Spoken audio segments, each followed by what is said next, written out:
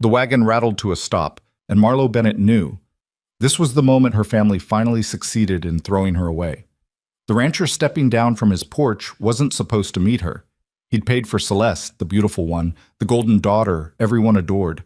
But Marlo's father had shoved her onto that wagon instead, pocketing the money and dumping his embarrassment into someone else's life. Now Rhett Mercer stared at her like she was livestock that didn't match the bill of sale.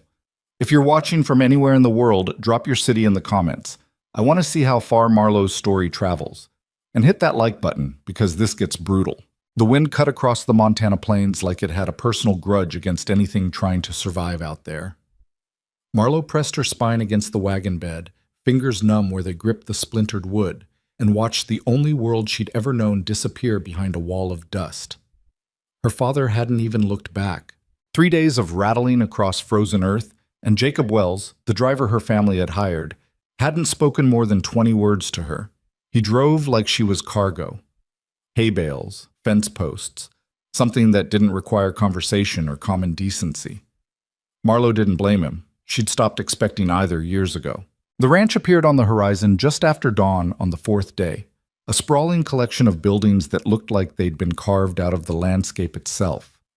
Raw, functional, built by someone who didn't waste time on anything that wasn't necessary for survival. Raven Spur Ranch. The name alone had a weight to it, something hard and unyielding. Marlo's mother had whispered it like a curse when the arrangements were being made.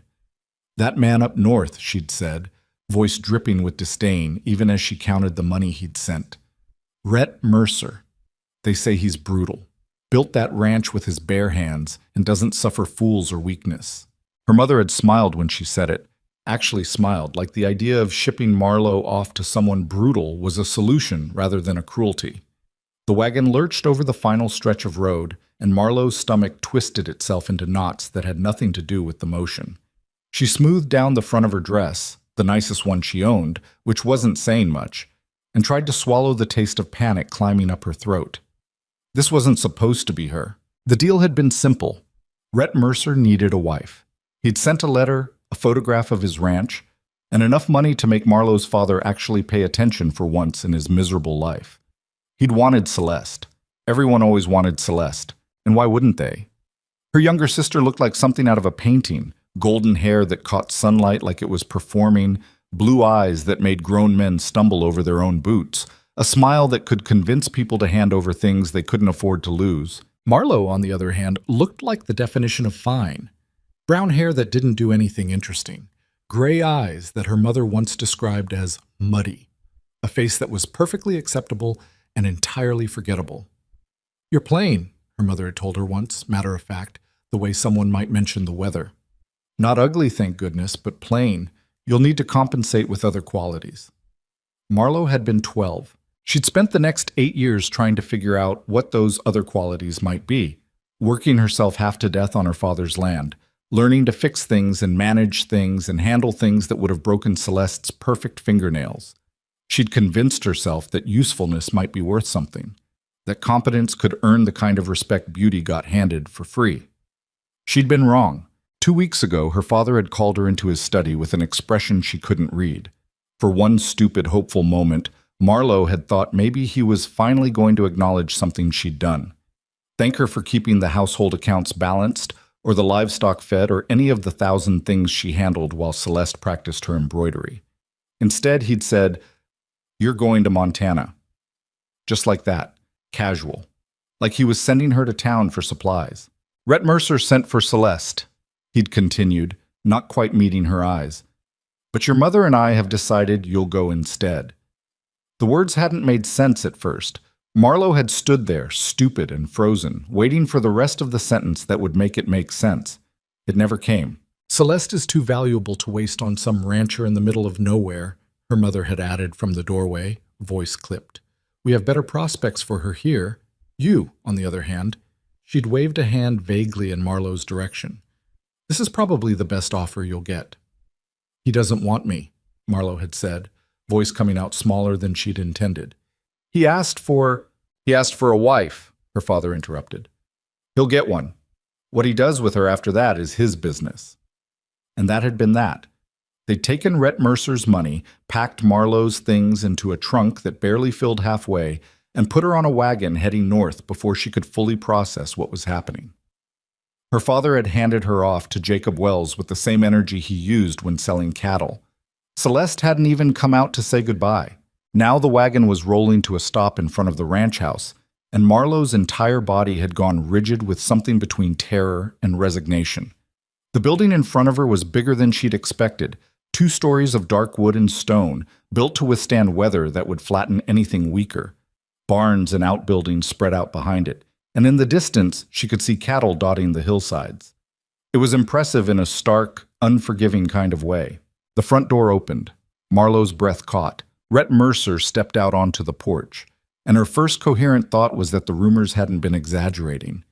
The man was built like the landscape itself, tall and broad-shouldered, with the kind of presence that made everything around him seem smaller by comparison. He wore work clothes, not the formal suit she'd half expected, and his dark hair was longer than was fashionable, like he couldn't be bothered with things that didn't serve a purpose. His face was hard, not cruel exactly, but carved from something that didn't bend easily. He looked at the wagon, then at Jacob, then at Marlowe, and stopped. The silence stretched out long enough that Marlowe felt her skin start to crawl. She watched his expression shift from neutral to confused, to something colder, something that made her want to climb back into the wagon and demand Jacob turn around. "Where is she?" Rhett's voice was exactly what she'd expected, low and rough, like he didn't waste it on unnecessary words. Jacob cleared his throat. "This is her, Mr. Mercer. Miss Bennett." "No." Flat, absolute. "Where's Celeste Bennett?" Marlowe's face burned. She'd known this was coming, had spent 4 days preparing herself for this exact moment, but knowing didn't make it hurt less. "I'm Marlowe Bennett," she said, forcing her voice to stay level. "Celeste's sister." Rhett stared at her like she'd just announced she was a completely different species. "I didn't pay for Celeste's sister." "No," Marlowe agreed, climbing down from the wagon before her legs could betray her. "You didn't." She hit the ground harder than she'd intended, stumbled slightly, caught herself. Everything about this was already a disaster, and they'd been here less than 2 minutes. "There's been a mistake," Rhett said. But he wasn't talking to her anymore. He was looking at Jacob like this was somehow the driver's fault. "Take her back." Jacob shifted uncomfortably. "Can't do that, Mr. Mercer. I've got other deliveries to make, and I'm already behind schedule. Besides, her father paid me for one-way passage." "Then I'll pay you for the return trip." "With respect, sir, that's between you and the Bennetts. I completed my job." Rhett's jaw tightened. For a moment, Marlowe thought he might actually grab Jacob by the collar and throw him back onto the wagon, passenger and all. Instead, he turned that cold stare back on her. "Did you know about this?" Marlowe lifted her chin. She'd be damned if she'd cower in front of him, even if everything inside her wanted to curl up and disappear. "I found out 2 weeks ago." "And you just went along with it?" The question landed like a slap. Like she'd had a choice. Like she'd woken up one morning and decided to ruin a stranger's plans for her own amusement. "What exactly did you expect me to do?" she asked, and there was more edge in her voice than she'd intended.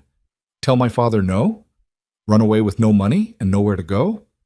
I'm here because they sent me here, not because I wanted to deceive anyone." "Your family deceived me." "Yes," Marlowe said simply. "They did."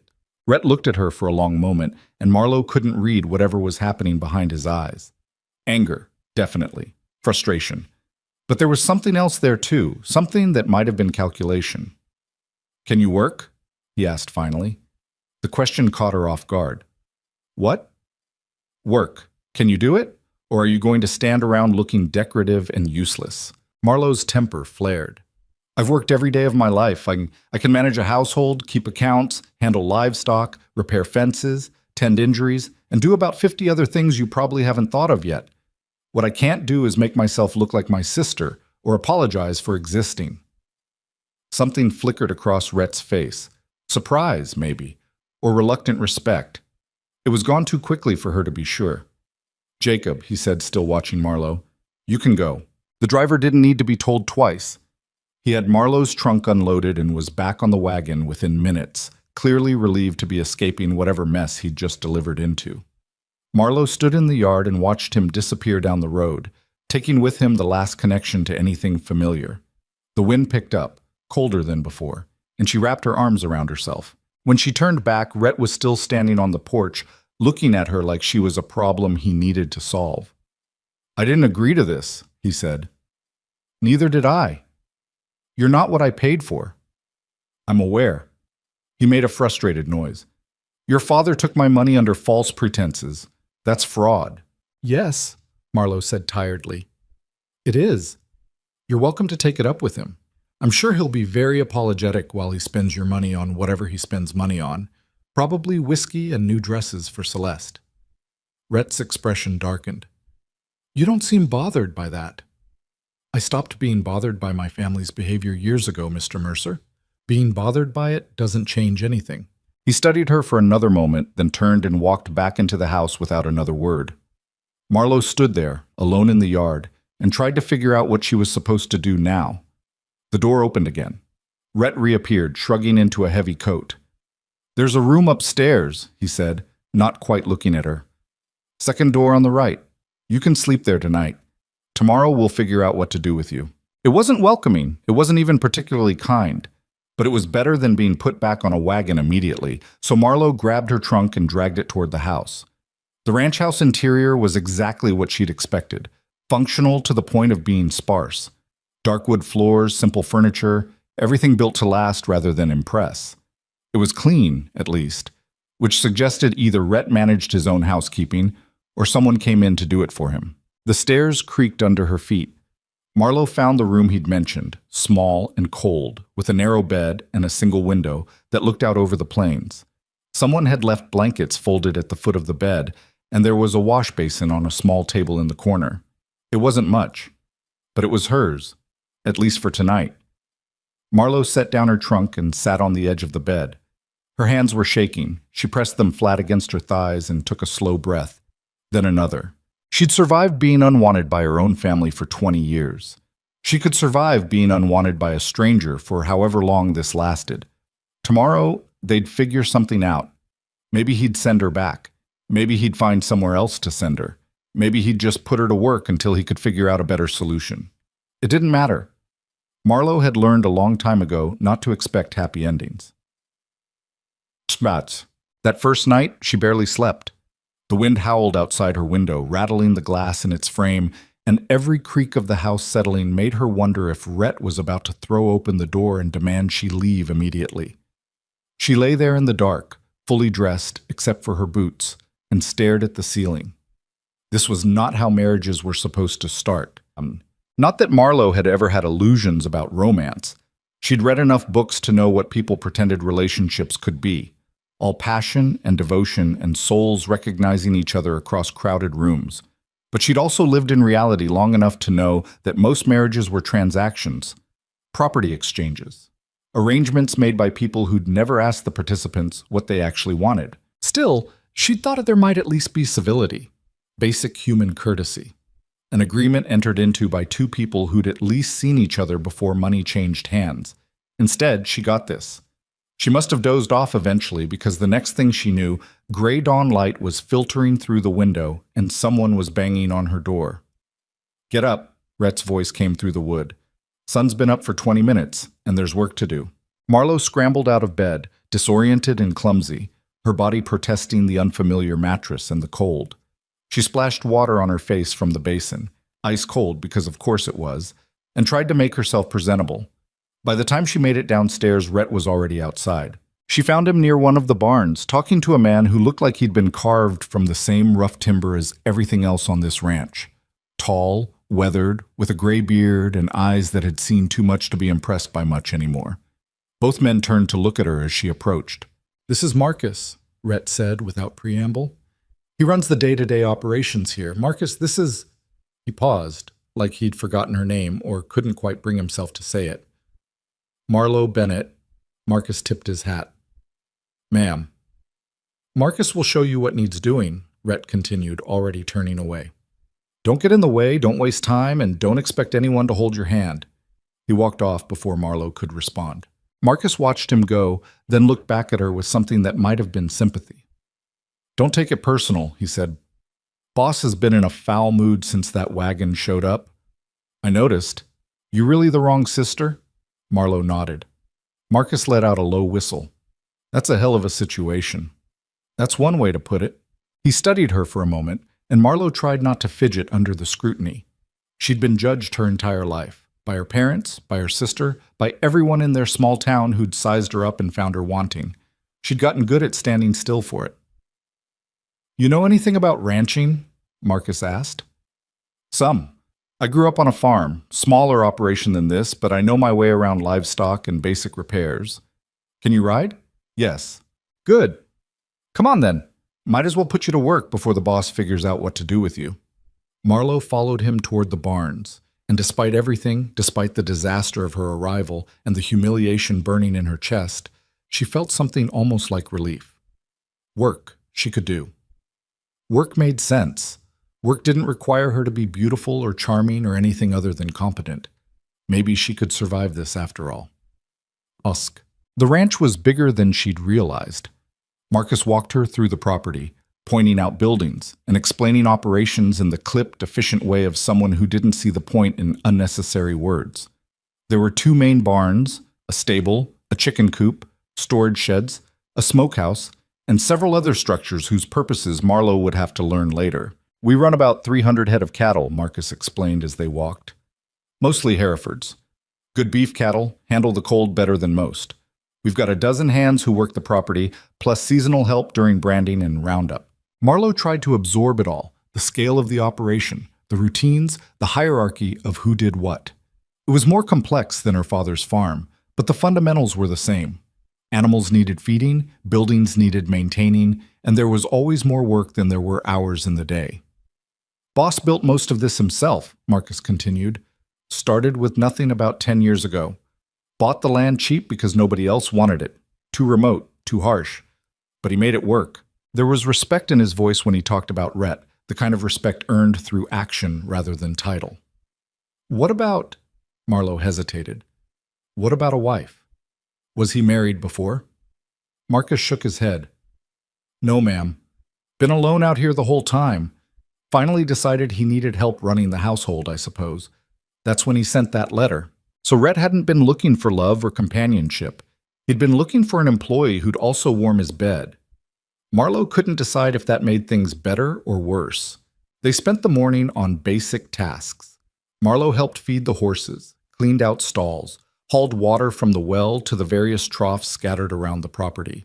Her hands were soft from the wagon ride, too many days without work. And by noon she could feel blisters forming. She didn't complain. Around midday, Marcus led her back to the main house. Boss usually eats in the kitchen. There's a woman from town who comes 3 times a week to cook and clean, Mrs. Hadley, but she's not here today. You know how to make food? Yes? Good. Pantry's through there. Boss will expect lunch ready by 1. He left her to it. Marlowe stood in Rhett's kitchen and took stock. It was better supplied than she'd expected. Clearly the work of someone who valued function over frills. Good knives, solid cookware, a proper stove. The pantry held basics: flour, cornmeal, beans, salt pork, preserved vegetables. Not fancy, but enough to work with. She rolled up her sleeves and got to work. By the time Rhett came in from whatever he'd been doing, there was soup on the stove and cornbread cooling on the counter. Nothing elaborate, but hot and filling. The kind of food that made sense for people doing hard physical labor in cold weather. He stopped in the doorway, surprise flickering across his face before he locked it down again. You can cook, he said. I told you I could work.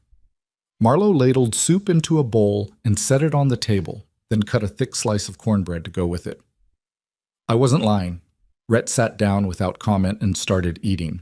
Marlowe fixed her own bowl and took a seat at the opposite end of the table, leaving as much space between them as the small kitchen allowed. They ate in silence. It wasn't comfortable exactly, but it wasn't hostile either. Just empty. Like 2 strangers sharing a space who didn't owe each other conversation. After a few minutes, Rhett said, Marcus says you worked this morning. Yes. He says you didn't complain. Why would I? Rhett looked at her, something unreadable in his expression. Most women in your situation would have. Marlowe set down her spoon carefully. What situation is that exactly? The situation where my family sold me under false pretenses? The situation where I showed up somewhere I'm clearly not wanted? Or the situation where I have no money, no way home, and nowhere else to go? He didn't answer. I'm here, Mr. Mercer, Marlowe continued, keeping her voice level, even though her pulse was hammering. I didn't choose it, but I'm here. Complaining won't change that. Neither will crying or asking for pity. So I'm going to work because that's the only thing I've ever been good at, and maybe it'll buy me enough time to figure out what happens next. Rhett studied her for a long moment. You're not what I expected. No, Marlowe agreed. I'm not what anyone expects. Story of my life. Something that might have been amusement flickered across his face, there and gone so fast she almost missed it. They finished eating in silence. The days developed a rhythm. Marlowe woke before dawn and worked until exhaustion forced her to stop. Marcus gave her tasks, some menial, some requiring actual skill, and she completed them without comment, mucking stalls, repairing fence lines, helping with the horses, managing the henhouse, whatever needed doing. The ranch hands watched her with undisguised curiosity. She heard the whispers, caught the sideways glances, knew they were talking about her. That's the wrong sister. Boss got tricked. Wonder how long she'll last. Marlowe ignored them. She'd been talked about her entire life. At least these strangers had the decency to pretend she couldn't hear them. Rhett remained distant. He gave her instructions through Marcus, ate the meals she prepared in silence, and generally acted like she was a piece of furniture that happened to require feeding. It should have been insulting, and maybe it was, but Marlowe found it almost preferable to active hostility. Indifference she could work with. Indifference didn't demand anything from her except competence. 2 weeks in, a storm rolled across the plains. Marlowe had grown up with bad weather, but Montana storms were different, meaner. The sky turned the color of old bruises, and the wind picked up so fast it felt like the world had suddenly decided to shake itself apart. Get the animals secured, Marcus shouted over the growing wind. Anyone not essential, get inside. Marlowe helped herd the horses into the stable, fighting against wind that threatened to knock her off her feet. The cattle were already moving toward shelter, their instincts better than human planning, but some of the younger calves were panicking. There. One of the hands, a young guy named Tom, pointed toward the far pasture. 3 calves stuck by the fence, Marcus swore. No time. Storm's going to hit in minutes. They'll die out there, Marlowe said. Better than us dying trying to save them. Marlowe looked at the calves, then at the approaching storm, and made a decision that was probably stupid. She ran. Wait! Marcus's shout got swallowed by the wind. Marlowe kept running, head down, arms pumping. The calves were huddled against the fence line, terrified and frozen. She grabbed the first one, heavier than it looked, all awkward, gangly limbs, and half dragged, half carried it toward the barn. The sky opened up. Rain came down in sheets, cold and vicious, turning the ground to mud within seconds. Marlowe couldn't see more than a few feet ahead. She got the first calf into the barn, spun around, and went back for the others. By the time she reached them, she was soaked through and shaking.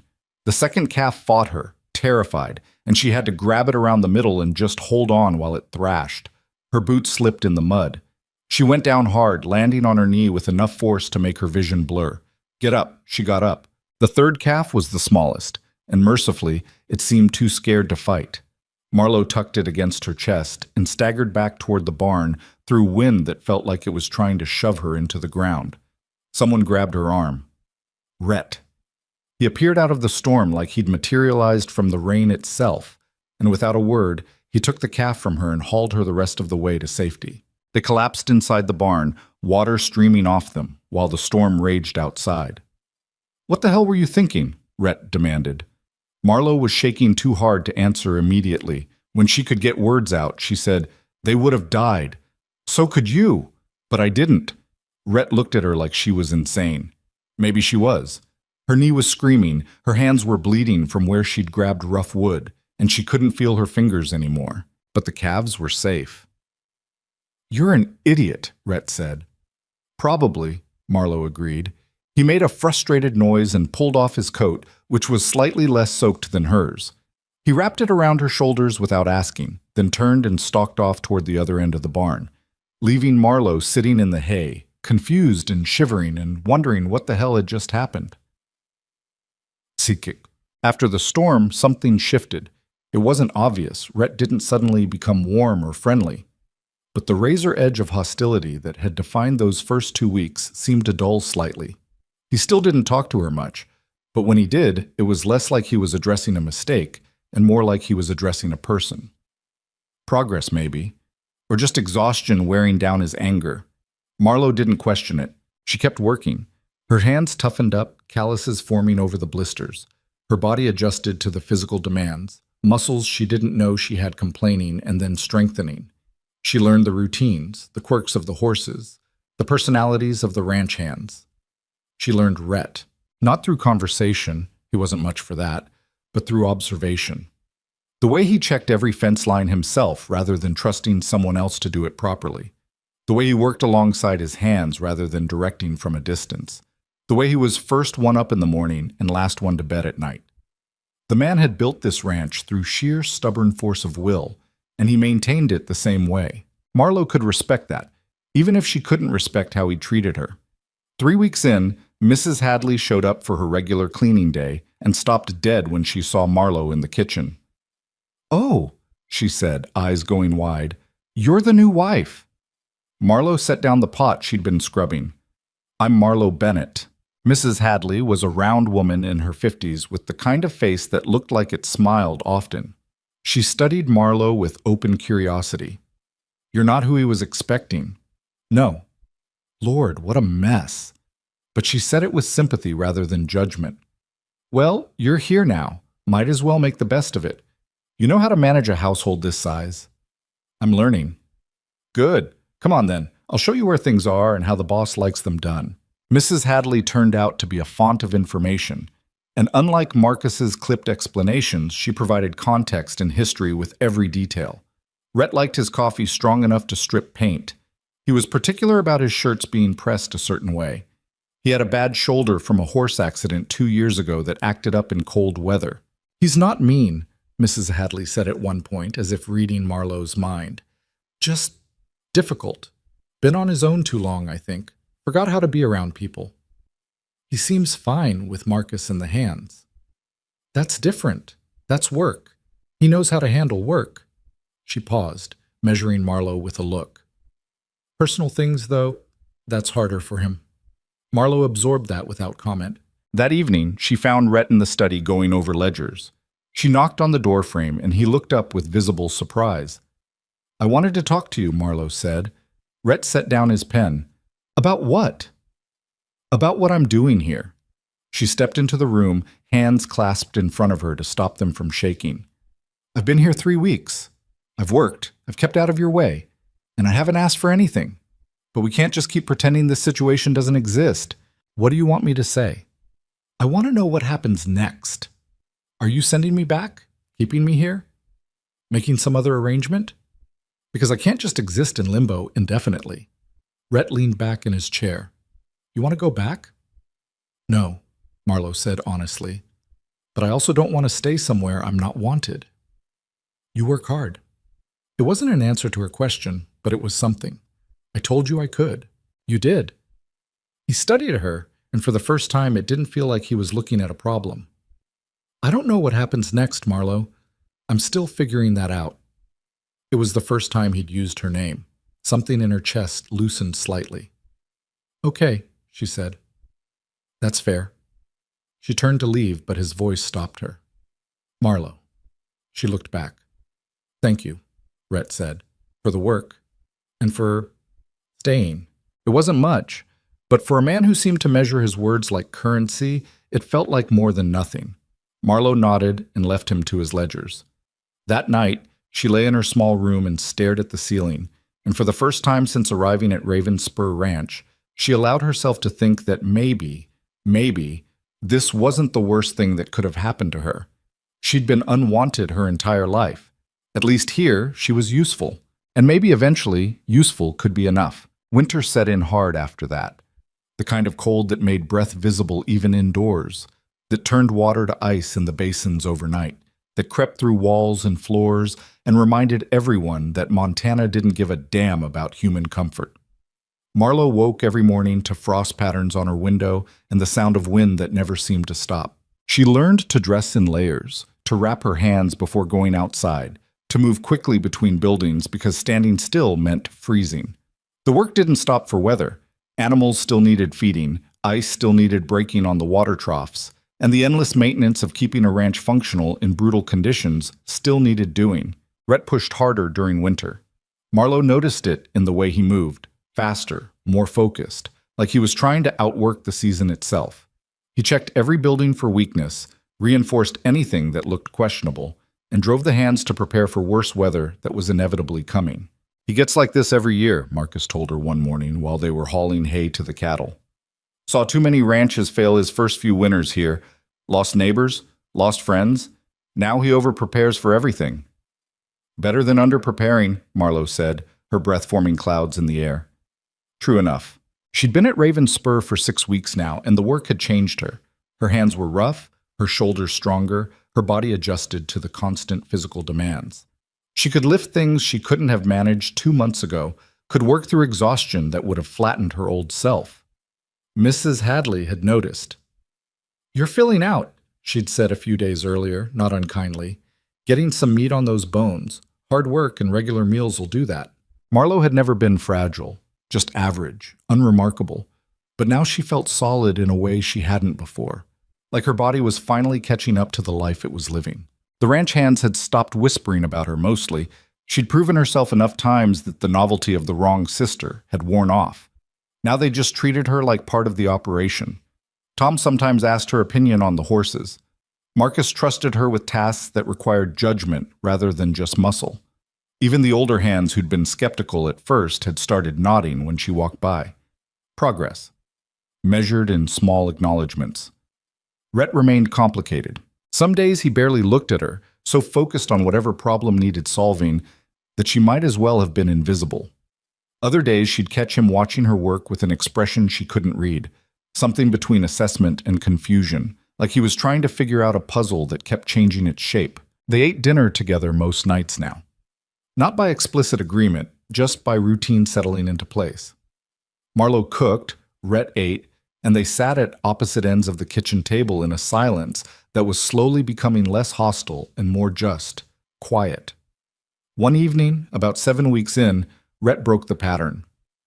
"Where'd you learn to handle horses?" he asked.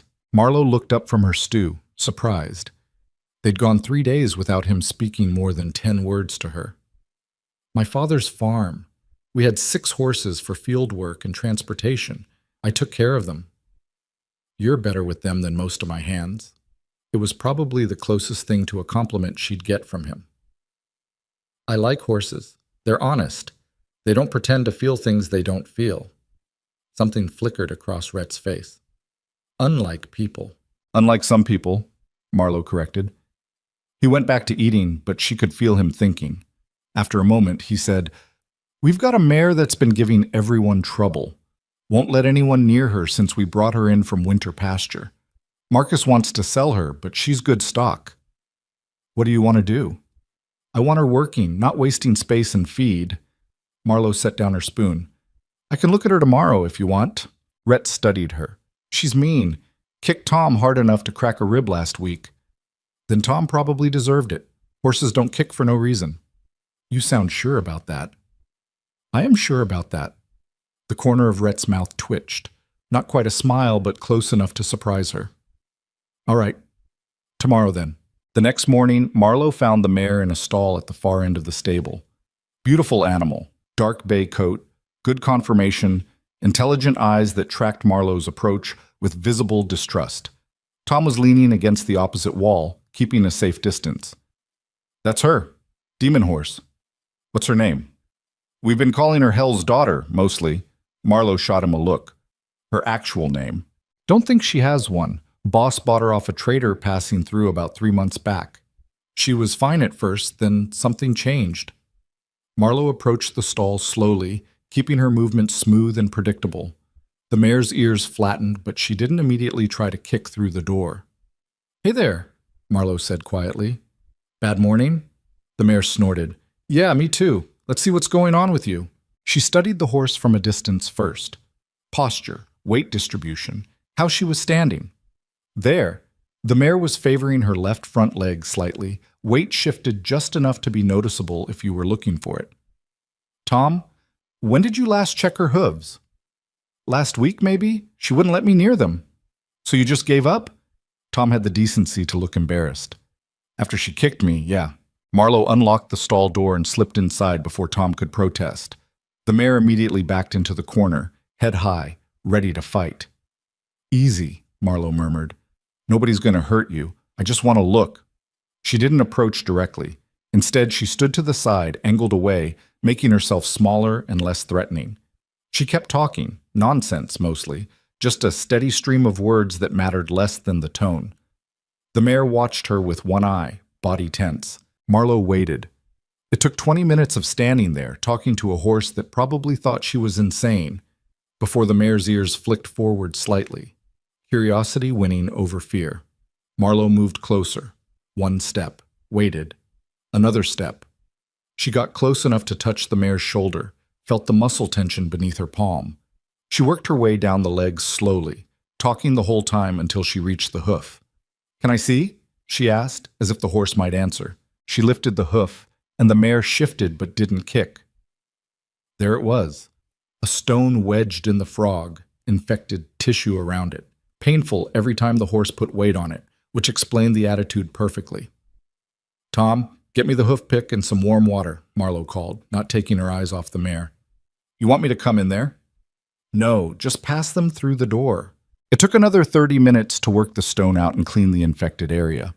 The mare stood for it, trembling slightly, but trusting enough not to fight. When Marlowe finally stepped back, the horse was standing differently, weight distributed evenly, head lower, the defensive tension gone from her body. "You're not a demon," Marlowe said, stroking the mare's neck. "You're just hurt." And nobody listened. She left the stall and found Tom staring at her like she'd performed magic. "How did you do that?" "I paid attention," Marlowe said simply. "She needs the hoof cleaned twice a day until the infection clears. And she needs a proper name, not something insulting." "What should we call her?" Marlowe thought about it. "Sable. Her name's Sable." Word spread fast. By the time Marlowe made it back to the house for lunch, half the ranch seemed to know that the new wife had tamed the demon horse. She tried to ignore the looks, the whispered conversations that stopped when she walked past. She found Rhett in the kitchen, already eating the sandwich she'd left for him that morning. "Heard you fixed the mare," he said without preamble. "Stone in her hoof. Infected. She wasn't mean, just hurt." Rhett nodded slowly. "Marcus says you handled her better than anyone else has tried." I listened to what she was telling me. Most people don't bother listening to horses. Most people don't bother listening to anything that can't benefit them directly, Marlowe said, sharper than she'd intended. Rhett's eyes met hers, and for a moment the kitchen felt very small. Then he said, "No, they don't." Something unspoken passed between them. An acknowledgement, maybe. A recognition that they'd both spent time being unheard, unvalued, treated as less than they were. Rhett cleared his throat and stood. "I need to check the north fence line. Marcus said there's damage from the last storm." He left before Marlowe could respond. She stood in the empty kitchen and tried to figure out what had just happened. If anything had happened at all, or if she was reading meaning into silence because she was desperate for something to hold on to. The days grew shorter and colder. December arrived with snow that fell so thick Marlowe could barely see the barns from the house. The work became harder, everything taking twice as long when you had to fight through drifts and ice. But the ranch functioned. The animals stayed fed and sheltered, the buildings held against the weather, and the hands worked together with the efficiency of people who knew what failure looked like and refused to accept it. Marlowe fell into her cot every night exhausted enough to sleep immediately, which was mercy. Less time to think, less time to miss things she'd never actually had. 2 days before Christmas, Mrs. Hadley showed up with a basket of supplies. "I'm cooking Christmas dinner here," she announced, bustling into the kitchen. "Boss needs a proper meal, and you need feeding up. You're still too thin." "I'm fine," Marlowe protested. "You're working yourself to bones, is what you're doing. Now sit down and have some tea while I sort through this disaster of a pantry." Marlowe sat. She'd learned not to argue with Mrs. Hadley about certain things. "You planning anything for Christmas?" Mrs. Hadley asked, rearranging jars with visible disapproval at their organization. Working, probably, same as every day. That's no way to spend Christmas. It's just another day. Mrs. Hadley turned and looked at her with something like pity. Lord, child, who hurt you so bad you stopped believing in nice things? The question hit harder than it should have. Marlowe kept her face neutral. Nobody hurt me. I just learned to be realistic about expectations. Realistic is one thing, giving up is another. I haven't given up. Haven't you? You work like a dog, never ask for anything, act like you don't deserve basic kindness. That's not being realistic, honey. That's being beaten down. Marlowe's throat felt tight. I'm doing what I need to do to survive here. Surviving isn't living. It's more than I had before. Mrs. Hadley's expression softened. She sat down across from Marlowe and took her hand, which was so unexpected that Marlowe almost pulled away. You deserve more than just surviving. You know that, right? Marlowe didn't answer because she didn't know how to. Deserving felt like a concept for other people. People who'd been wanted and valued and taught that they mattered. Mrs. Hadley squeezed her hand. I'm making you a proper Christmas dinner whether you think you deserve it or not. And you're going to sit at that table with the boss and eat it and pretend to have a pleasant time. Understood? Despite everything, Marlowe almost smiled. Yes, ma'am. Christmas morning dawned clear and brutally cold. Marlowe did her usual chores, fed the animals, broke ice on the water troughs, and tried not to think about previous Christmases. The ones where Celeste got elaborate gifts and attention while Marlowe got practical things like new work gloves or a sturdy apron. She'd stopped expecting anything else years ago. But when she came back inside, frozen and tired, she found a package on the kitchen table with her name on it. She stared at it like it might be a trap. It's not going to bite you, Rhett's voice came from the doorway. He was leaning against the frame, watching her with an expression she couldn't read. What is it? Open it and find out. Marlowe approached the package slowly. Inside was a pair of leather work gloves, good quality, lined with fur, the kind that actually kept hands warm in Montana winter, and beneath them, a wool scarf in deep blue. I noticed your old gloves were falling apart, Rhett said, and you're always cold. Marlowe couldn't speak. She ran her fingers over the soft wool of the scarf, and something inside her chest cracked open. I didn't get you anything, she managed finally. Didn't expect you to. Why would you? Because you work hard, Rhett said simply, and you needed them. That's reason enough. It shouldn't have mattered this much. They were practical gifts, tools for work, nothing romantic or personal. But Marlowe couldn't remember the last time someone had noticed what she needed and just given it to her without strings attached. Thank you, she said quietly. Rhett nodded and disappeared back outside, leaving her alone with her gifts and the uncomfortable feeling that something between them was shifting in ways she didn't know how to navigate. Mrs. Hadley's Christmas dinner was excessive. Roasted chicken, mashed potatoes, gravy, vegetables, bread, and a pie that filled the kitchen with the smell of cinnamon and apples. She'd insisted that Marcus and a few of the closer hands join them, so the kitchen was crowded and noisy in a way the house usually wasn't. Marlowe sat between Mrs. Hadley and Tom, wearing her new scarf even though they were inside, and tried to remember how to be around people celebrating something. Boss, this chicken is outstanding, Marcus said, raising his glass. To Mrs. Hadley's cooking. To Mrs. Hadley, everyone echoed. The older woman beamed. To surviving another year in this frozen hellscape. That got laughs. Marlowe found herself relaxing slightly.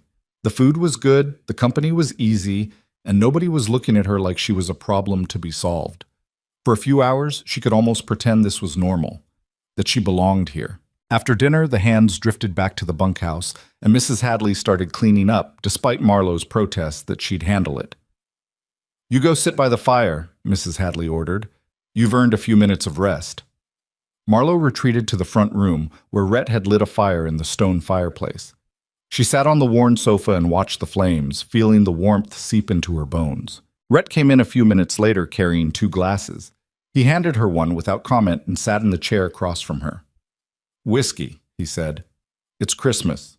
Marlowe took a sip and tried not to cough. It burned going down, but in a good way, spreading warmth through her chest. They sat in silence, watching the fire.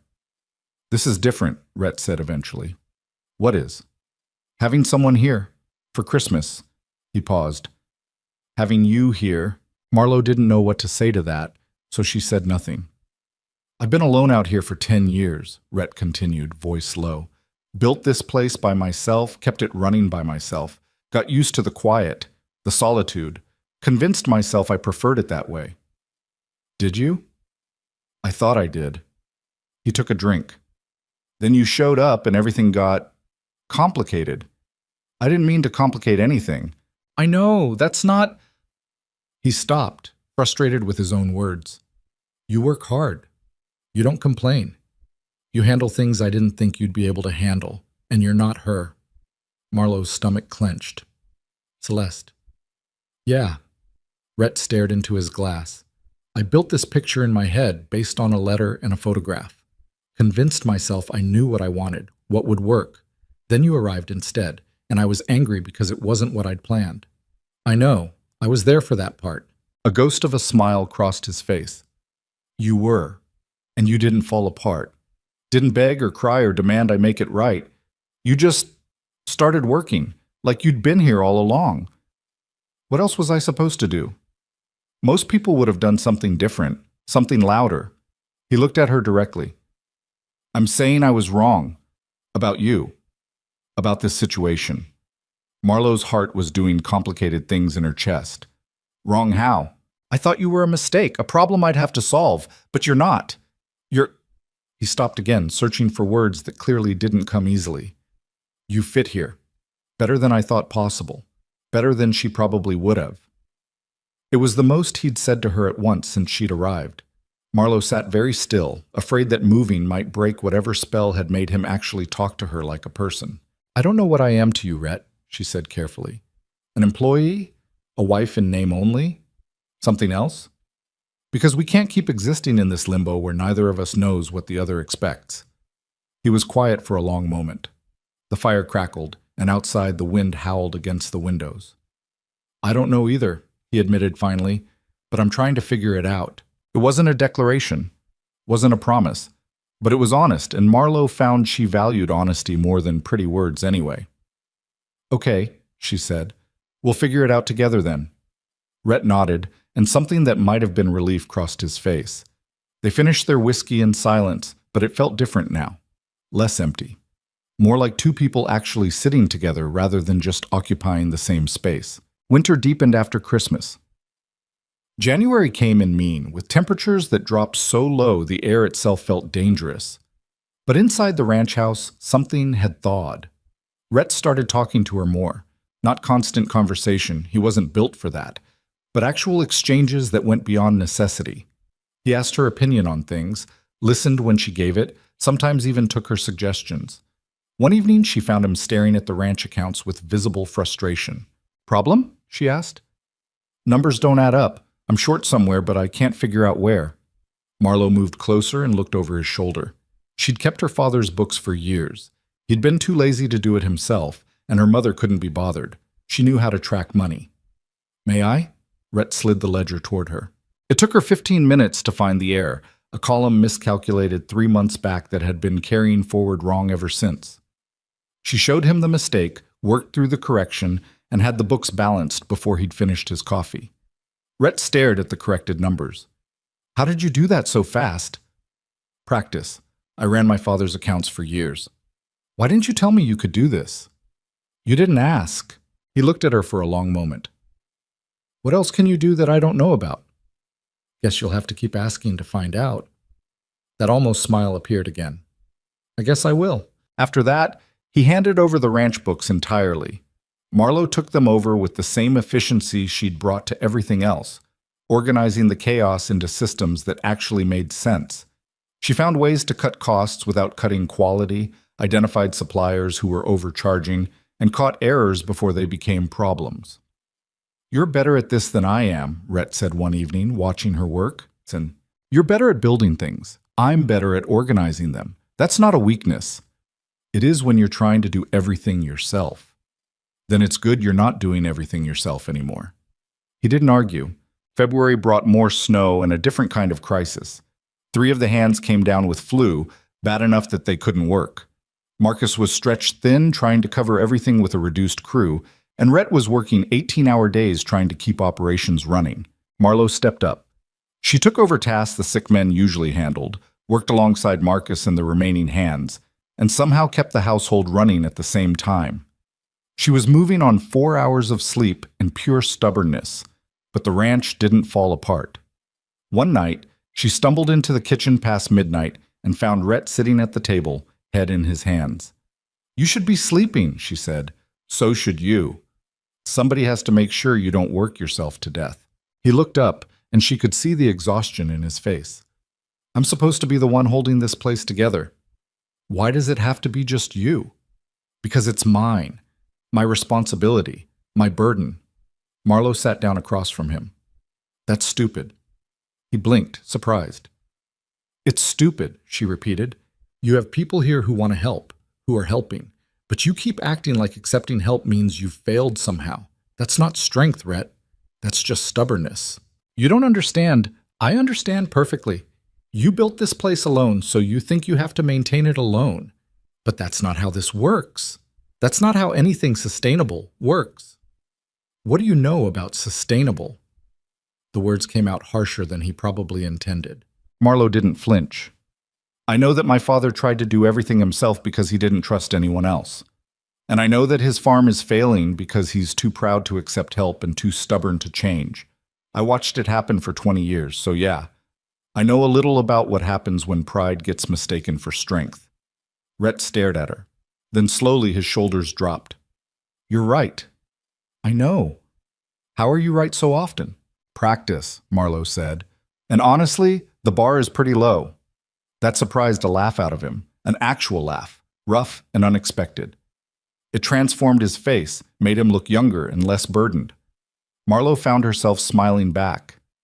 They sat there in the quiet kitchen, exhausted and honest, and something settled between them, something that felt almost like partnership.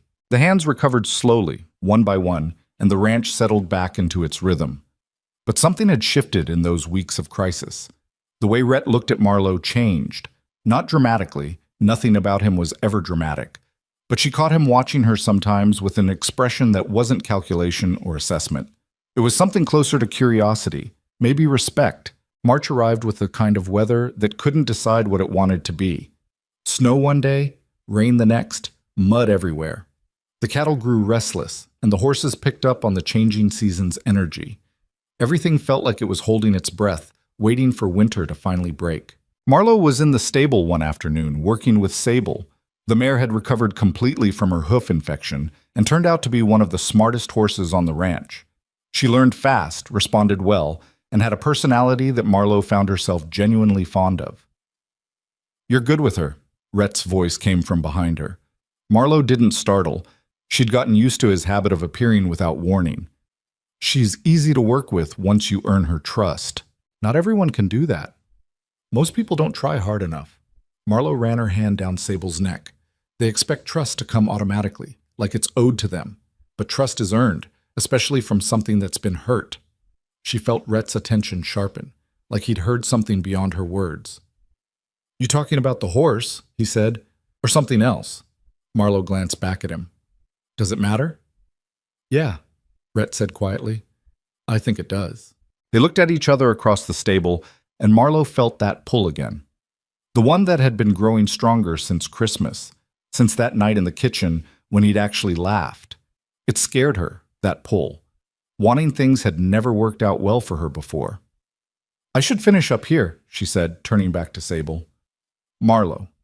She stopped but didn't turn around. "I'm trying," Rhett said, "to be better at this, at talking, at not being—" He trailed off, frustrated. "At not being what?" "Alone," he finished. "I'm trying not to be alone anymore, even though I don't know how to be any other way." Marlo's throat felt tight. She knew exactly what he meant because she'd been alone in rooms full of people her entire life. Being physically present didn't mean you weren't isolated. "I don't know how to not be alone either," she admitted. "But I guess we can figure it out together." She heard him move closer, felt him stop just behind her. Close enough that she could feel the warmth of him, but not touching. "Not yet." "I'd like that," he said. Then he left, and Marlo stood there with her hand on Sable's warm neck, trying to steady her breathing and figure out what the hell was happening between them. The answer came faster than she expected. 2 days later, Marlo was working in the kitchen when she heard raised voices outside. She looked through the window and saw an unfamiliar wagon pulled up in front of the house. A man was climbing down, well-dressed, soft-looking, the kind who'd never done real physical labor in his life. Rhett was standing on the porch, and even from a distance, Marlo could see the tension in his shoulders. She dried her hands and went outside. Paid good money for specific merchandise, the stranger was saying, voice carrying despite the wind. And you accepted that payment. That constitutes a binding contract. I paid for a wife, Rhett said, voice flat and dangerous. I got one. The stranger laughed, and it was an ugly sound. You got a substitute, a fraud. That's grounds for nullification and reimbursement. Marlo's stomach dropped. This was her father. Had to be. He'd sent someone to negotiate getting his daughter back, probably because Rhett had threatened legal action. She stepped off the porch. Both men turned to look at her. Who are you? She asked the stranger. Robert Thornton, attorney. I represent Garrett Bennett regarding a contractual dispute with Mr. Mercer concerning me, Marlo interrupted, the merchandise in question. Thornton had the grace to look uncomfortable. Miss Bennett, I'm simply here to facilitate a fair resolution to this unfortunate misunderstanding. There's no misunderstanding. My father committed fraud. He took money for my sister and sent me instead. Marlo kept her voice level, even though she wanted to scream. What kind of resolution are you proposing? Mr. Bennett is prepared to return the full payment to Mr. Mercer, plus reasonable compensation for inconvenience. In return, you would return home, and the arrangement would be dissolved. No, Rhett said. Everyone looked at him. No? Thornton repeated. Mr. Mercer, surely you want restitution for— I don't want the money back, Rhett said. He was looking at Marlo now, not the attorney. And she's not going anywhere. Marlo's heart was doing something complicated. Rhett, you want to leave? He asked her directly. Did she? 3 months ago, the answer would have been yes without hesitation. But now she had work that mattered, a place that felt more like home than her father's house ever had, and a man who was trying, however awkwardly, to see her as something other than a burden. No, she said. I don't want to leave. Thornton made an exasperated noise. This is highly irregular. Mr. Bennett specifically requested I don't care what Mr. Bennett requested, Marlo said, something hot and fierce rising in her chest. He sold me. He doesn't get to demand me back when it's convenient for him. You're still legally his daughter until what? Until another man owns me instead? Marlo laughed, and it came out bitter. I'm 20 years old. I can make my own decisions about where I live and who I stay with. If my father wants his money back, he can come get it himself. But he's not getting me. Thornton looked between them, clearly calculating whether this trip was worth continuing. After a moment, he pulled out a card and handed it to Rhett. If you reconsider, Mr. Mercer, my office details are there. This matter could become quite complicated legally. It won't, Rhett said, because there's nothing to reconsider. They watched Thornton climb back onto his wagon and drive away. Marlo's hands were shaking, adrenaline flooding through her now that the confrontation was over. You didn't have to do that, she said quietly. Yes, I did. He's right, you know. This could get complicated. My father might actually try to take legal action. Rhett turned to face her fully. Let him try. I'm not giving you back like your defective equipment. You work harder than anyone I've ever met. You've kept this ranch running through the worst winter I can remember. He stopped, jaw working like the words were stuck. I'm what? You're mine, he said roughly. Not in the way your father thinks of ownership, but you're here. You're part of this place, He gestured vaguely between them. This, whatever this is. Marlo felt tears prickling behind her eyes and absolutely refused to let them fall. You really mean that? I don't say things I don't mean. She believed him. Rhett was many things, stubborn, difficult, emotionally constipated, but he wasn't a liar. Okay, she said.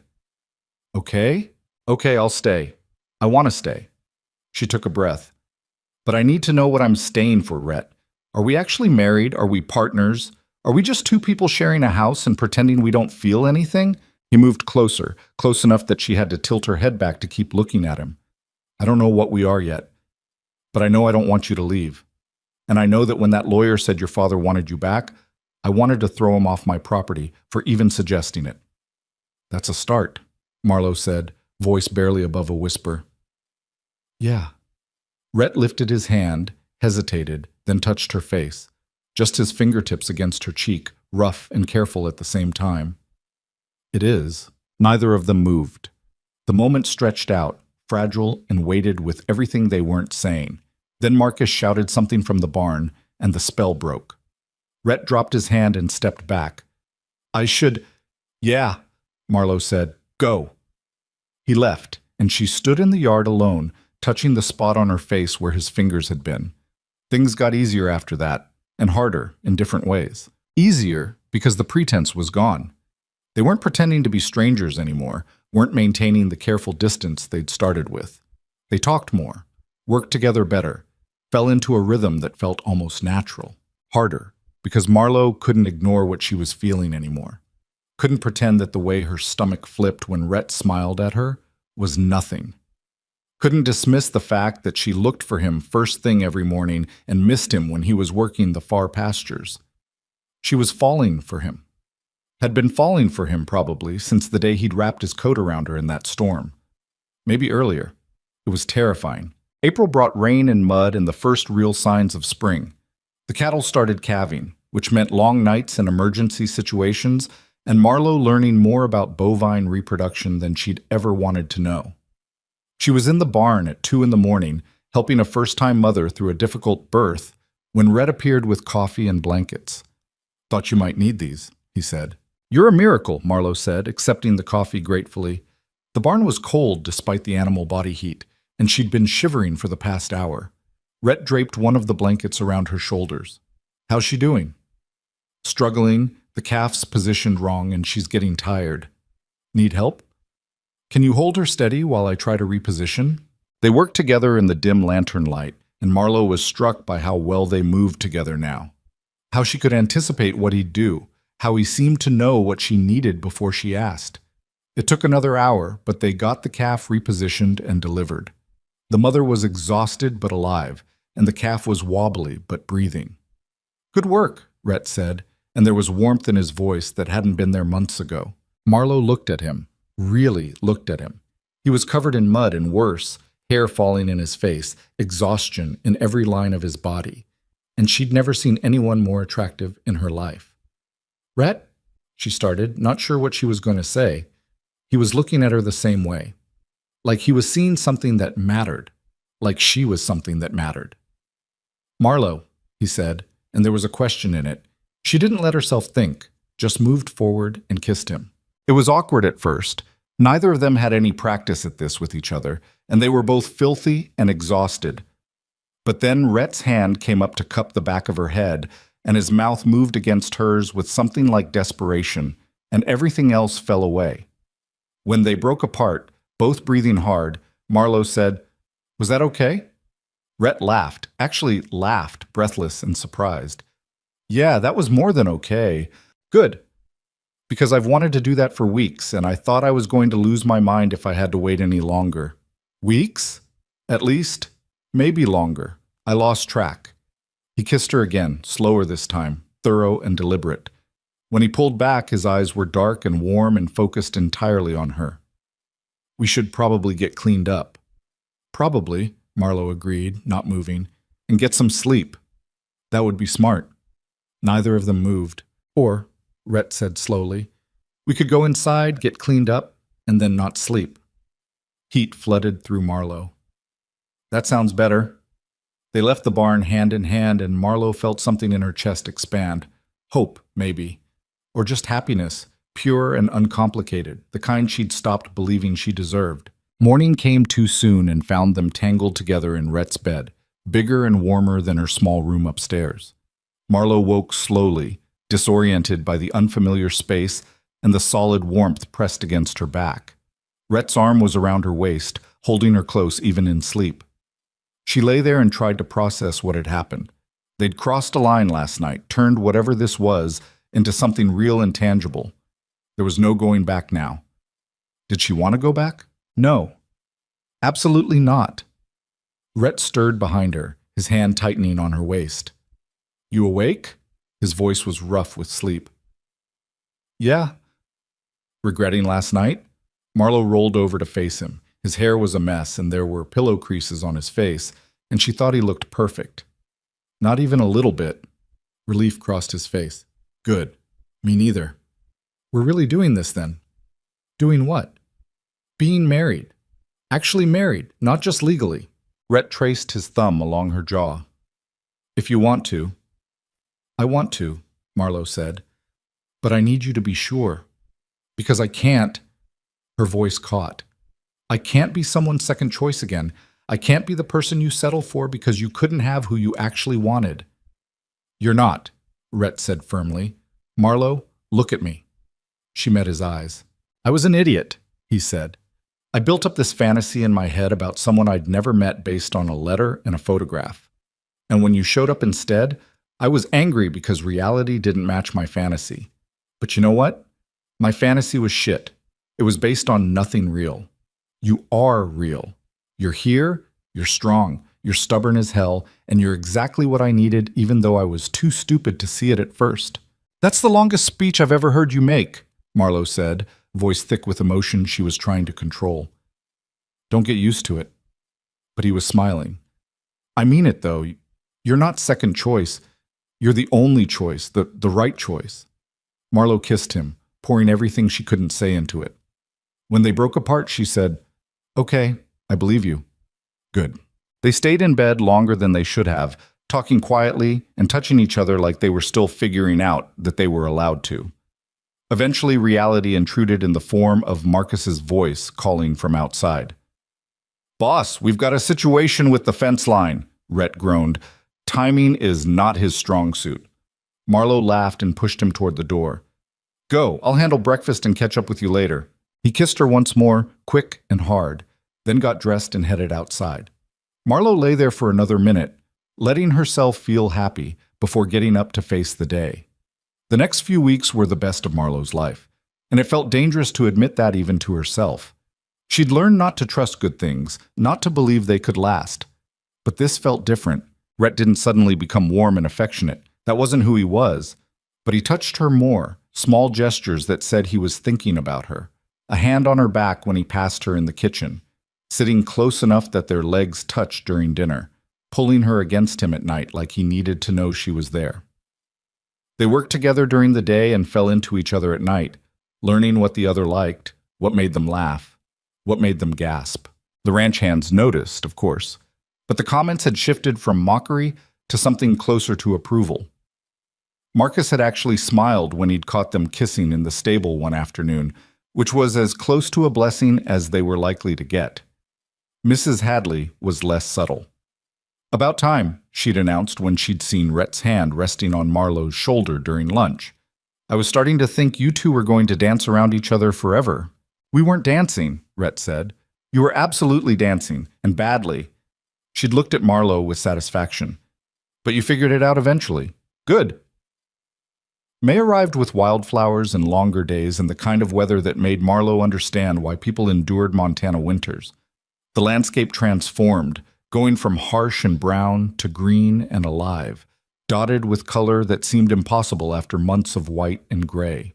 She was working in this garden one morning, trying to coax vegetables out of the stubborn soil, when she heard a wagon approaching. Her first thought was that Thornton had returned with more demands from her father, but when she stood and looked, she felt her stomach drop for entirely different reasons. Because the woman climbing down from that wagon was beautiful. Golden-haired, perfectly dressed, moving with the kind of confidence that came from never having been told no. Celeste had come to Ravenspur Ranch. Marlowe's hands went numb. She stood there in the garden, dirt under her fingernails and sweat on her forehead, and watched her sister approach the house like she owned it. Rhett came out onto the porch, drawn by the sound of the wagon. He looked at Celeste, then past her to where Marlowe stood frozen in the garden. Their eyes met across the distance. Marlowe saw the moment Rhett recognized who this had to be, saw his expression close down, going carefully neutral. Celeste smiled, bright and charming and calculated. Mr. Mercer, I presume? I'm Celeste Bennett. I believe you were expecting me. She said it like a joke. Like the past 4 months hadn't happened. Like Marlowe's entire life here was just a funny misunderstanding that could be corrected with her arrival. Rhett didn't smile back. I wasn't expecting anyone. Well, I'm here now. Celeste's eyes swept over the ranch, and Marlowe could see her cataloging, assessing, judging. Better late than never, right? 4 months late, Rhett said flatly. I know, and I apologize. There were complications at home, but I'm here now to fulfill our arrangement. She finally looked toward the garden and saw Marlowe. Her smile didn't falter. Hello, sister. I see you've been keeping things warm for me. Marlowe forced herself to move, to walk toward the house, even though every instinct screamed at her to run. She stopped at the base of the porch steps, close enough to see Celeste's perfect skin and styled hair and expensive dress. Everything Marlowe wasn't and never would be. What are you doing here? Marlowe asked. Coming to claim what's mine, Celeste said simply. Father made a mistake sending you instead of me. I'm here to correct it. 4 months later. Better late than never, Celeste repeated. She looked at Rhett with the full force of her attention, the kind that had made men stupid for as long as Marlowe could remember. Mr. Mercer, I know this is awkward, but surely you can see that this is the better arrangement. You paid for me after all, not my sister. I paid for a wife, Rhett said, voice cold. I have one. Something flickered in Celeste's expression. Surprise, maybe, or calculation adjusting to unexpected resistance. Of course you do, she said smoothly.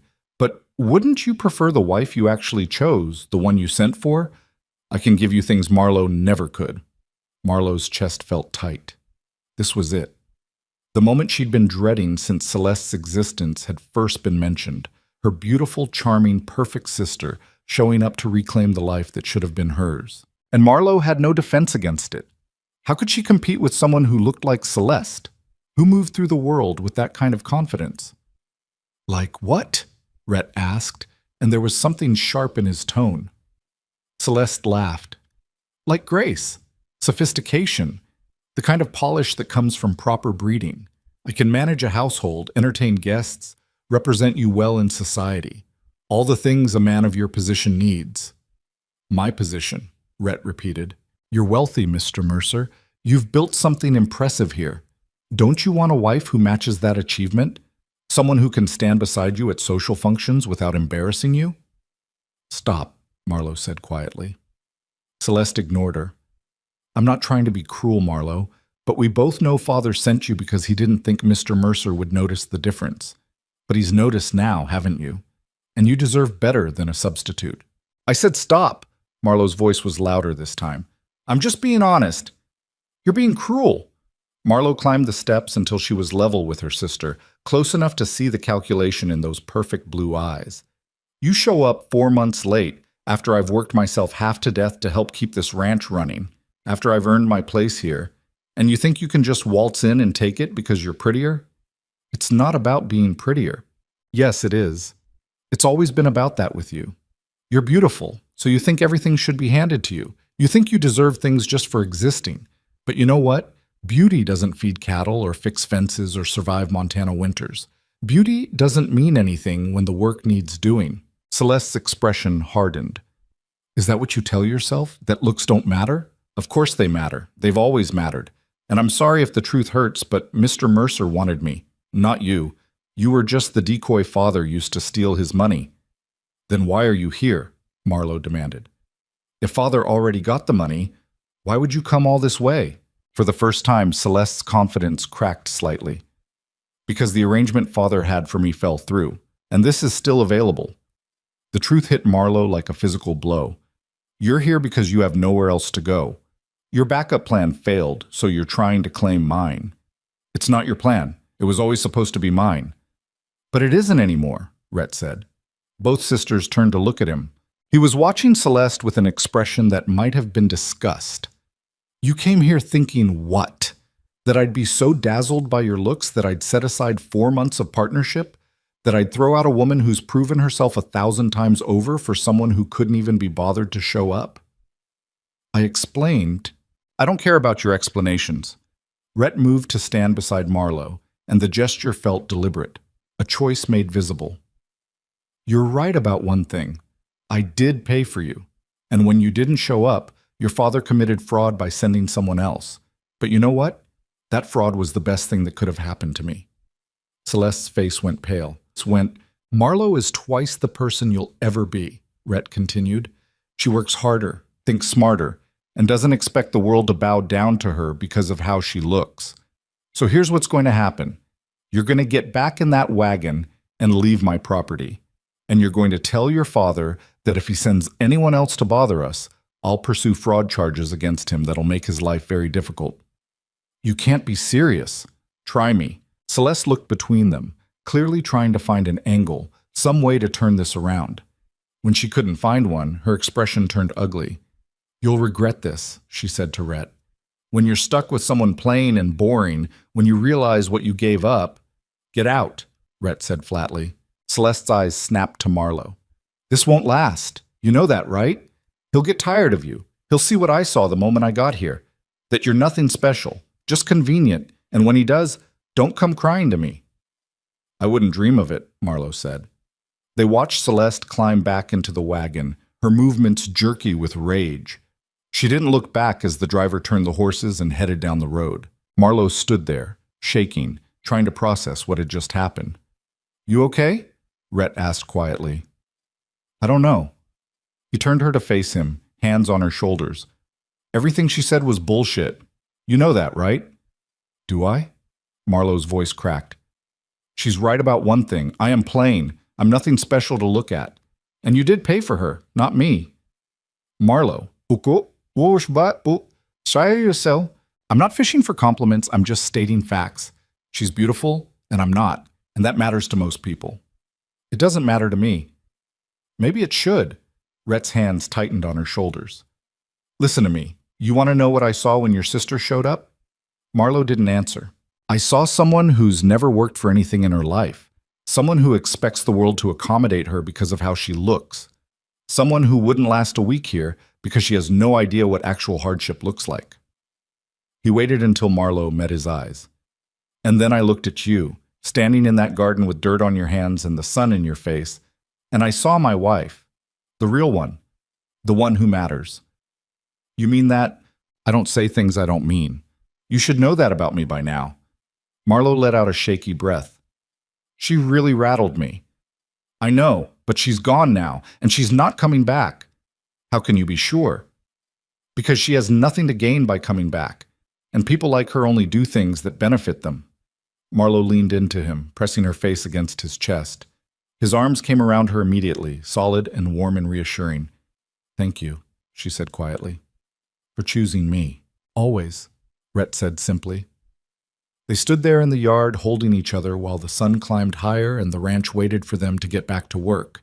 And Marlo thought that maybe, finally, she'd found the place where she was supposed to be, where she was wanted, where she was enough, exactly as she was. The days after Celeste's visit should have been easier, should have felt like validation, proof that Marlo had actually won something for once in her life. Instead, she found herself watching Rhett more carefully, looking for signs that he might be reconsidering, that maybe her sister's words had planted seeds of doubt. She hated herself for it. They were in the stable 3 days later when Rhett finally called her on it. You're doing it again, he said, without looking up from the saddle he was repairing. Doing what?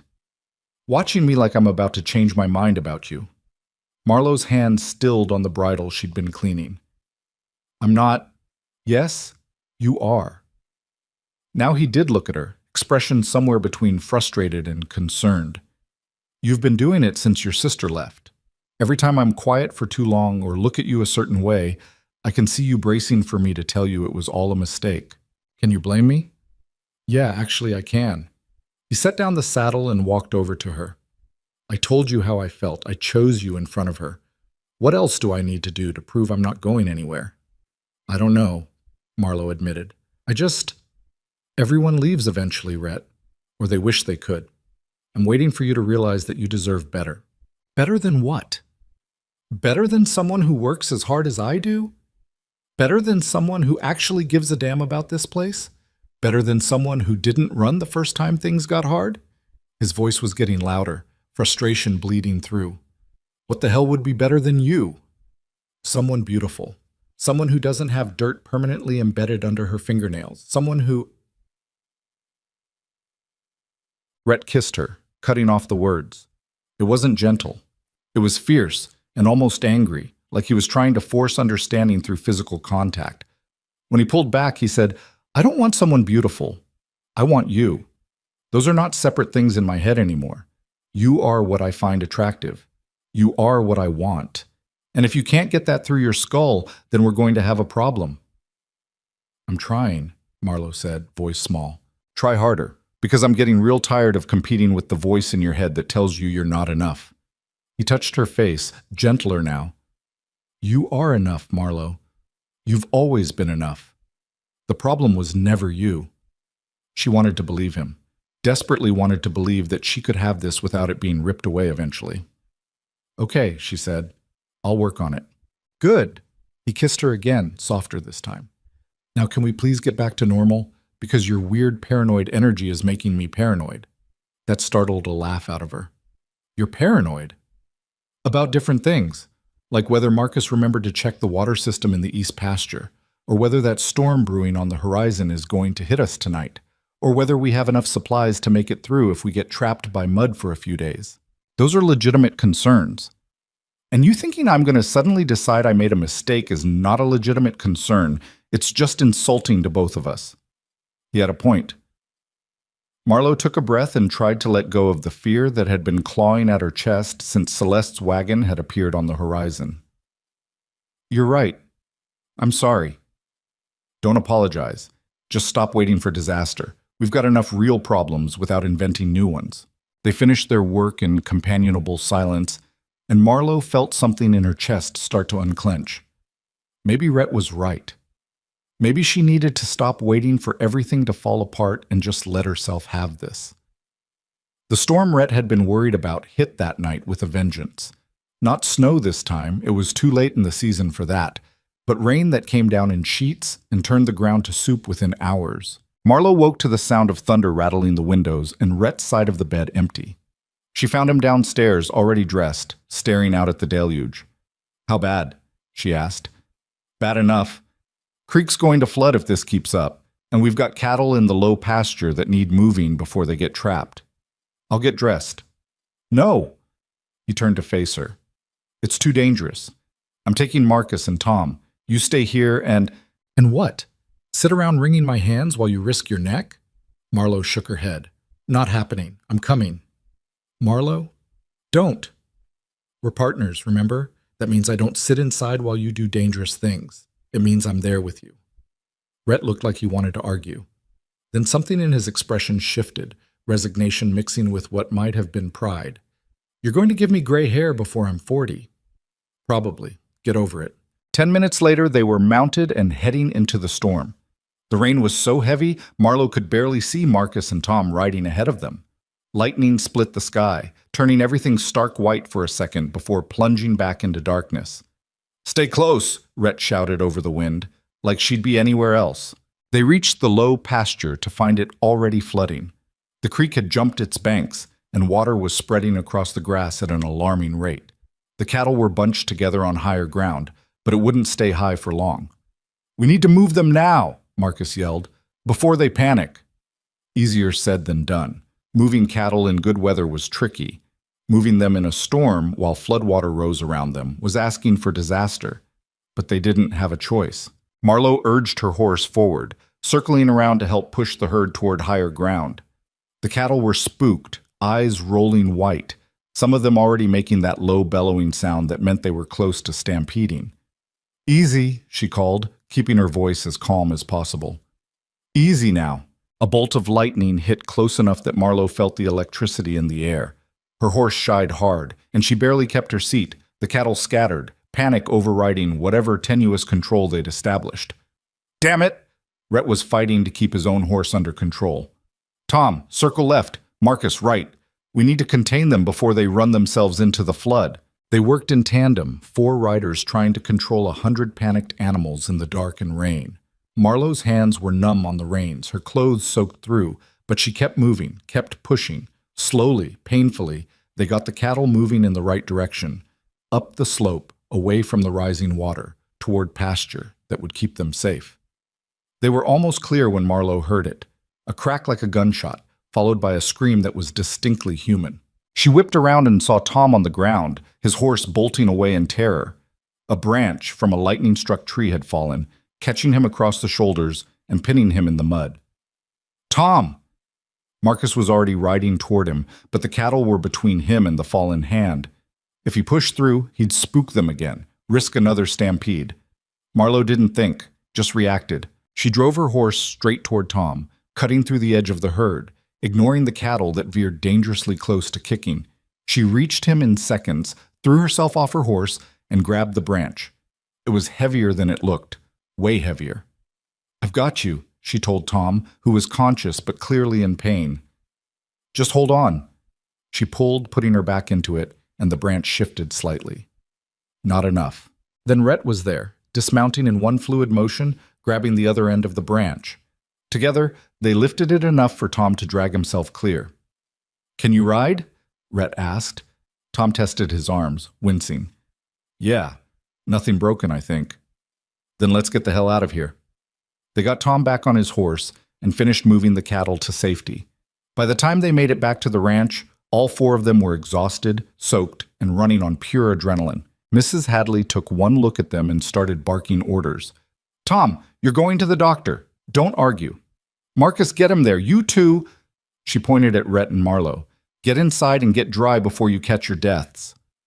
Nobody argued with Mrs. Hadley when she used that tone.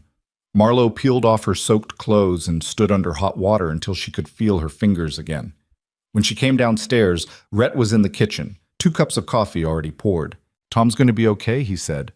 "Bruised, but nothing serious." "Good." "That was stupid what you did." Marlowe looked up sharply. "Excuse me?" "Riding through the herd like that. You could have been trampled." "So could you when you followed me." "That's different." "How is that different?" "Because—" Rhett stopped, jaw working. "Because if something happened to you, I don't know what I'd do." The admission hung between them, raw and honest. Marlowe set down her coffee and moved closer. "Nothing happened to me. I'm fine. We're fine. This time." He pulled her against him hard enough that she could feel him shaking. "Don't do that again. Don't risk yourself like that." "I'm not going to promise that. Not when it means standing by while someone else might get hurt." "Marlowe, no." She pulled back enough to look at him. "You don't get to tell me to stay safe while you run into danger. That's not how this works. We're partners. That means we face things together, even the scary things, especially the scary things." Rhett looked at her for a long moment, something complicated working across his face.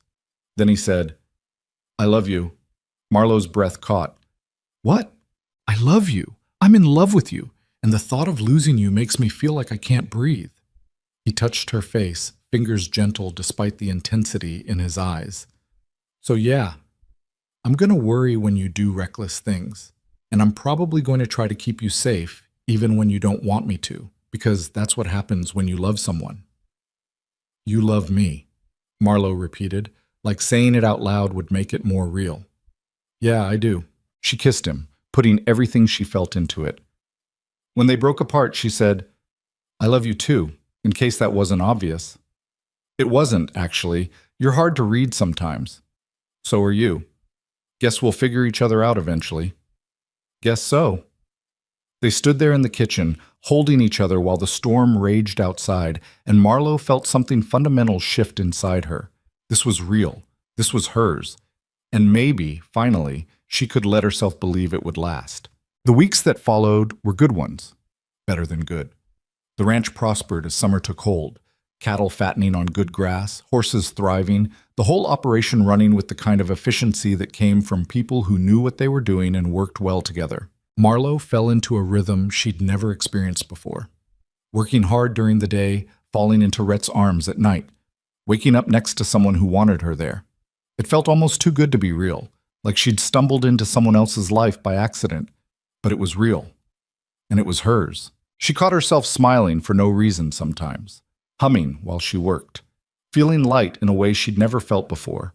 like some weight she'd been carrying her entire life had finally been lifted. Marcus noticed. "You're happy," he said one afternoon, apropos of nothing. They were mending fence together, and Marlo had been singing under her breath without realizing it. "I am," she admitted. "Good. Boss is happy too. Didn't think I'd ever see that, to be honest. He wasn't happy before?" "He was content. Content with his work, with what he'd built. But happy?" Marcus shook his head. "That's different. That's what he is now." "Because of me?" "Because of you," Marcus confirmed. "You're good for him, good for this place. Don't let anyone tell you different." Marlo felt her eyes prickle with emotion. Marcus wasn't prone to sentiment, which made his words carry more weight. "Thank you. Just stating facts." He hammered in another post. "Besides, I like having someone around who actually knows how to keep books properly. Boss was a disaster at it." That made her laugh. Summer moved toward fall, and Marlo started thinking about the future in ways she'd never let herself before. About next year and the year after that. About building something that would last. She was in the garden one afternoon harvesting vegetables for dinner when she heard horses approaching. Multiple horses and the sound of wheels on the road. Her first instinct was wariness. Unexpected visitors had never brought good news before. But when she looked up, she saw it was a family from one of the neighboring ranches. The Callahans. She'd met them briefly at a supply run to town a few weeks back. Sarah Callahan climbed down from the wagon, smiling. "Hope we're not intruding. We were passing by and thought we'd stop to say hello." "Of course not." Marlo wiped her hands on her apron. "Come in. I'll put coffee on." By the time Rhett came in from wherever he'd been working, the kitchen was full of people. Sarah and her husband James, their 3 kids running around outside, and Marlo playing hostess like she'd been doing it her whole life. She caught Rhett's expression as he took in the scene. Surprise, followed by something that looked almost like contentment. "James," he said, shaking the other man's hand, "didn't expect to see you today." Sarah wanted to visit. Something about the ladies around here needing to stick together. James grinned. "You know how it is." "I'm learning," Rhett said, and his eyes found Marlo's across the room. The visit was easy, comfortable. Sarah was warm and funny, with none of the judgment Marlo had learned to expect from other women. She asked about the ranch, about how Marlo was settling in, and seemed genuinely interested in the answers. "It's not easy out here," Sarah said at one point, "especially for women, but you seem like you're managing well."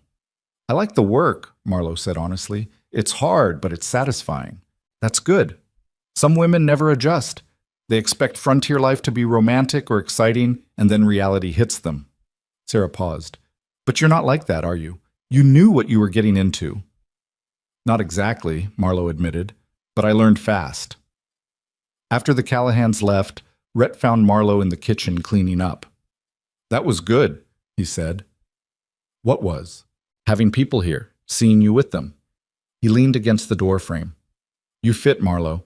Not just with me or the ranch, but with this whole life. This whole world." "I'm trying to." "You're succeeding." He moved closer. "And I want you to know, this is permanent for me. This life we're building. You and me and this ranch. It's not temporary. It's not until something better comes along. This is it." Marlo's throat felt tight. "You're sure?" "I've never been more sure of anything." She believed him. Finally, completely, she believed him. Fall arrived with cooler temperatures and the massive undertaking of preparing for another winter. But this time, Marlo wasn't facing it alone or uncertain. She was facing it as part of a team, as someone who belonged. They worked together to stockpile supplies, reinforce buildings, prepare for the harsh months ahead. The hands followed Marlo's organizational systems without complaint now, and several of them had started coming to her with questions before going to Rhett. "You've become essential around here," Mrs. Hadley observed one day. "Don't think that hasn't been noticed." "I just do what needs doing." "That's exactly why you're essential." Mrs. Hadley patted her hand. "Some people are all talk. You're all action. That's rare." One evening in late October, Marlo and Rhett were sitting on the porch watching the sunset paint the sky in shades of orange and red. The air was crisp, promising frost overnight, and Marlo had wrapped herself in one of Rhett's old jackets. "I've been thinking," Rhett said. Dangerous. He smiled. About expanding, adding another barn, maybe increasing the herd. We've had a good year and we could support more. That's ambitious. Yeah, but I think we could do it. He looked at her. If you want to. Why wouldn't I want to? Because it means more work, more responsibility, more risk. Marlo considered it. A year ago, she would have been terrified of taking on more, of reaching for something bigger. But now, let's do it, she said. Let's build something even bigger. Rhett's smile was genuine, reaching his eyes in a way that still made her heart skip. Okay then, we'll start planning after winter. They sat in comfortable silence, watching the sky darken. And Marlo thought about how far she'd come from that terrified girl on a wagon, heading toward an uncertain future with a man who didn't want her. Now she was sitting beside a man who loved her, planning a future that felt solid and real. She'd gone from being the unwanted daughter to being the heart of something that mattered. Thank you, she said quietly. Rhett looked at her. For what? For giving me a chance, even when you didn't want to. Best decision I never meant to make, he said. Then more seriously, thank you for staying, for not giving up when things were hard. Where else would I go? Anywhere. You could have demanded I send you back, or send you somewhere else. But you stayed and fought for this. It was worth fighting for? Yeah, Rhett agreed. It was. The first snow fell in early November, light and almost pretty, nothing like the brutal storms that would come later. Marlo stood in the yard and watched it fall, feeling peaceful in a way she'd never felt before. She had a home. She had purpose. She had love. She'd spent her entire life being told she wasn't enough, that she'd never measure up to her sister or anyone else's expectations. And she'd believed it, had internalized it so deeply that it became her truth. But standing here, in this place she'd helped build and maintain, with a man who valued her for exactly who she was, Marlo finally understood something fundamental. She'd never been the problem. The people who couldn't see her worth, they were the problem. Her family's blindness, their cruelty, their inability to recognize value that didn't come wrapped in a pretty package. That was their failure, not hers. She was strong. She was capable. She was worthy of love and respect and all the good things she'd stopped believing she deserved. And she was done apologizing for existing. Rhett came up behind her, wrapping his arms around her waist. You okay? Better than okay, Marlo said. I'm exactly where I'm supposed to be. Good, because I'm not letting you go anywhere. Promise? Promise. They stood there in the falling snow, two people who'd found each other by accident and built something real through choice and effort and stubborn determination. And Marlo knew with absolute certainty that she was finally home. Winter came in hard that year, like it was testing them one more time to see if they'd break. But Marlo had survived one Montana winter already, and she'd learned something important. You didn't survive by fighting the cold. You survived by respecting it, preparing for it, and refusing to let it make you small. The ranch operated like a well-oiled machine now. Everyone knew their role, trusted each other to handle their part, and the whole operation ran with an efficiency that made Marlo proud every time she thought about it. This was what she'd helped build. Not alone, never alone, but her fingerprints were all over it. She was in the kitchen one morning in late December, going over supply lists with Mrs. Hadley, when Marcus knocked on the door. Boss wants you in his barn, he said. Something about the new calf. Marlo grabbed her coat and followed him out into the bitter cold. She found Rhett in the far stall, crouched next to a calf that was too small and shaking despite the blankets wrapped around it. Premature, Rhett said without looking up. Mother rejected it. Been trying to get it to take a bottle for the past hour. Marlo knelt beside him and studied the calf. Weak, definitely, but there was fight in its eyes. She'd seen that look before, in horses, in cattle, in her own reflection during those first brutal weeks at Raven Spur. Let me try, she said. Rhett handed over the bottle and moved back to give her space. Marlo positioned herself carefully, speaking softly to the calf, letting it get used to her presence. She didn't force the bottle into its mouth, just held it close and waited. It took 15 minutes, but eventually the calf's instincts kicked in and it started nursing. Weak pulls at first, then stronger as it figured out what it was doing. How do you do that? Rhett asked. Do what? Get animals to trust you so fast. Marlo kept her attention on the calf, making sure it was actually swallowing. I don't rush them. I let them come to me when they're ready. That's simple? That's simple. Most people don't have the patience for it. She felt Rhett's hand on her shoulder, warm even through the layers of clothing. Good thing I found someone with patience then. The calf survived, which felt like a victory. They named it Scrapper because it had fought for every breath, and Marlo took over its care personally. She fed it every few hours, kept it warm, and monitored it obsessively until she was sure it was going to make it. You're going to spoil that animal, Mrs. Hadley observed one evening, watching Marlo prepare another bottle. Maybe, but it deserves to be spoiled. It earned it by refusing to die. You see yourself in it, don't you? Marlo paused. Is it that obvious? To anyone paying attention, Mrs. Hadley's expression was kind. You were like that when you got here, small and shaking and rejected by the people who were supposed to care for you. But you fought. And look at you now. Marlo felt her throat tighten. I had help. I couldn't have done it alone. Maybe not. But you did the fighting. Nobody could do that part for you. Mrs. Hadley patted her arm. I'm proud of you, child, in case nobody said that to you before. Nobody had. Not once in Marlo's entire life had anyone told her they were proud of her. She set down the bottle and hugged Mrs. Hadley, surprising both of them. The older woman laughed and hugged her back, fierce and warm. All right. Don't go getting emotional on me. We've got work to do. But she was smiling when she said it. Christmas came around again, marking a full year since Marlo had arrived at Raven's Spur. The contrast was staggering. Last year she'd been uncertain and afraid, trying to figure out if she had a place here. This year, she was planning the celebration, organizing supplies, inviting the neighboring ranches to join them for dinner. You're sure about this? Rhett asked the night before. That's a lot of people. We have the space, and I want to do it. Marlo looked at him. I want to show them what we've built here, what you've built. And I want to celebrate that we made it through another year. We made it through together. Exactly. That's worth celebrating. The dinner was loud and chaotic and perfect. 3 neighboring families showed up, plus all the ranch hands, plus Mrs. Hadley and her husband. The house was packed to bursting, and Marlo moved through it with confidence she couldn't have faked a year ago. She caught fragments of conversation as she passed. Best run operation I've seen in years. She's transformed this place. Mercer got lucky when that sister didn't show up.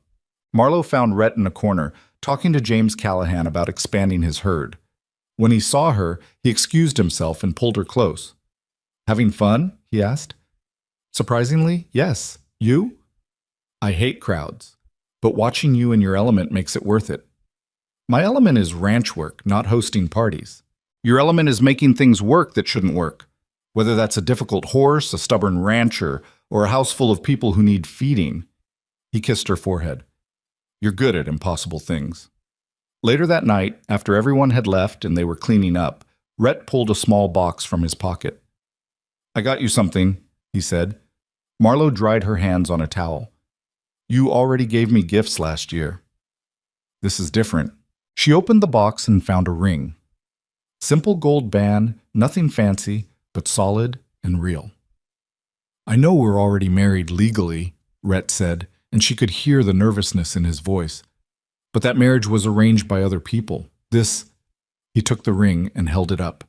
This is me choosing you, asking you to choose me. Not because of contracts or money or anything else, just because we want to be together. Marlo's vision blurred with tears. Rhett, I love you, Marlo. I want to spend the rest of my life building things with you. And I want you to wear this ring knowing that you're not here by accident.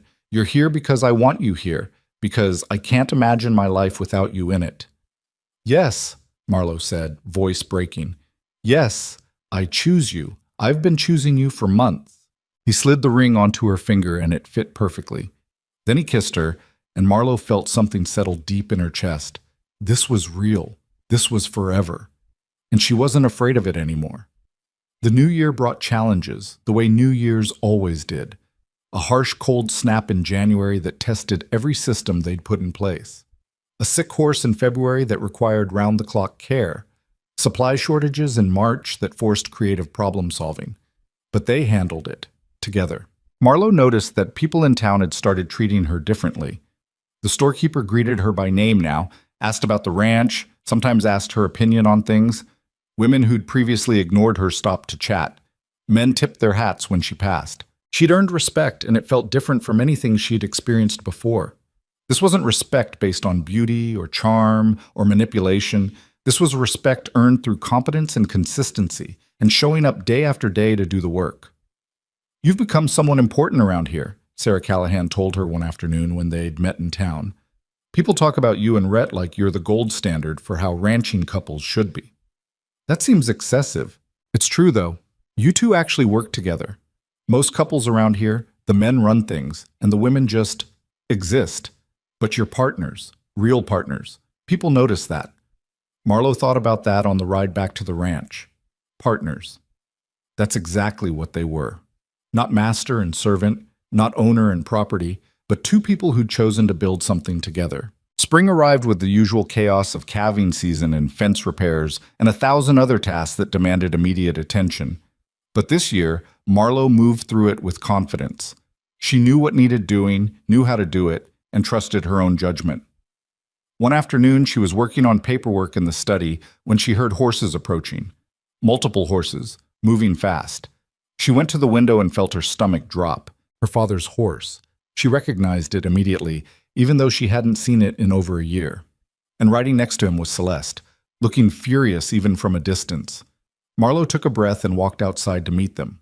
Rhett appeared from the barn, saw who it was, and immediately moved to stand beside her. "Marlowe," her father said, climbing down from his horse like he had any right to be here, "we need to talk." "No, we don't." "I'm your father." "You stopped being my father when you sold me to a stranger and took his money." Marlowe's voice was steady, controlled. "You don't get to show up now and pretend you have authority over me." Garrett Bennett's face reddened.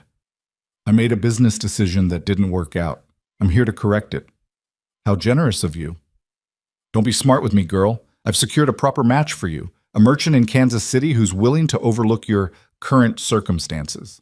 Marlowe laughed, actually laughed.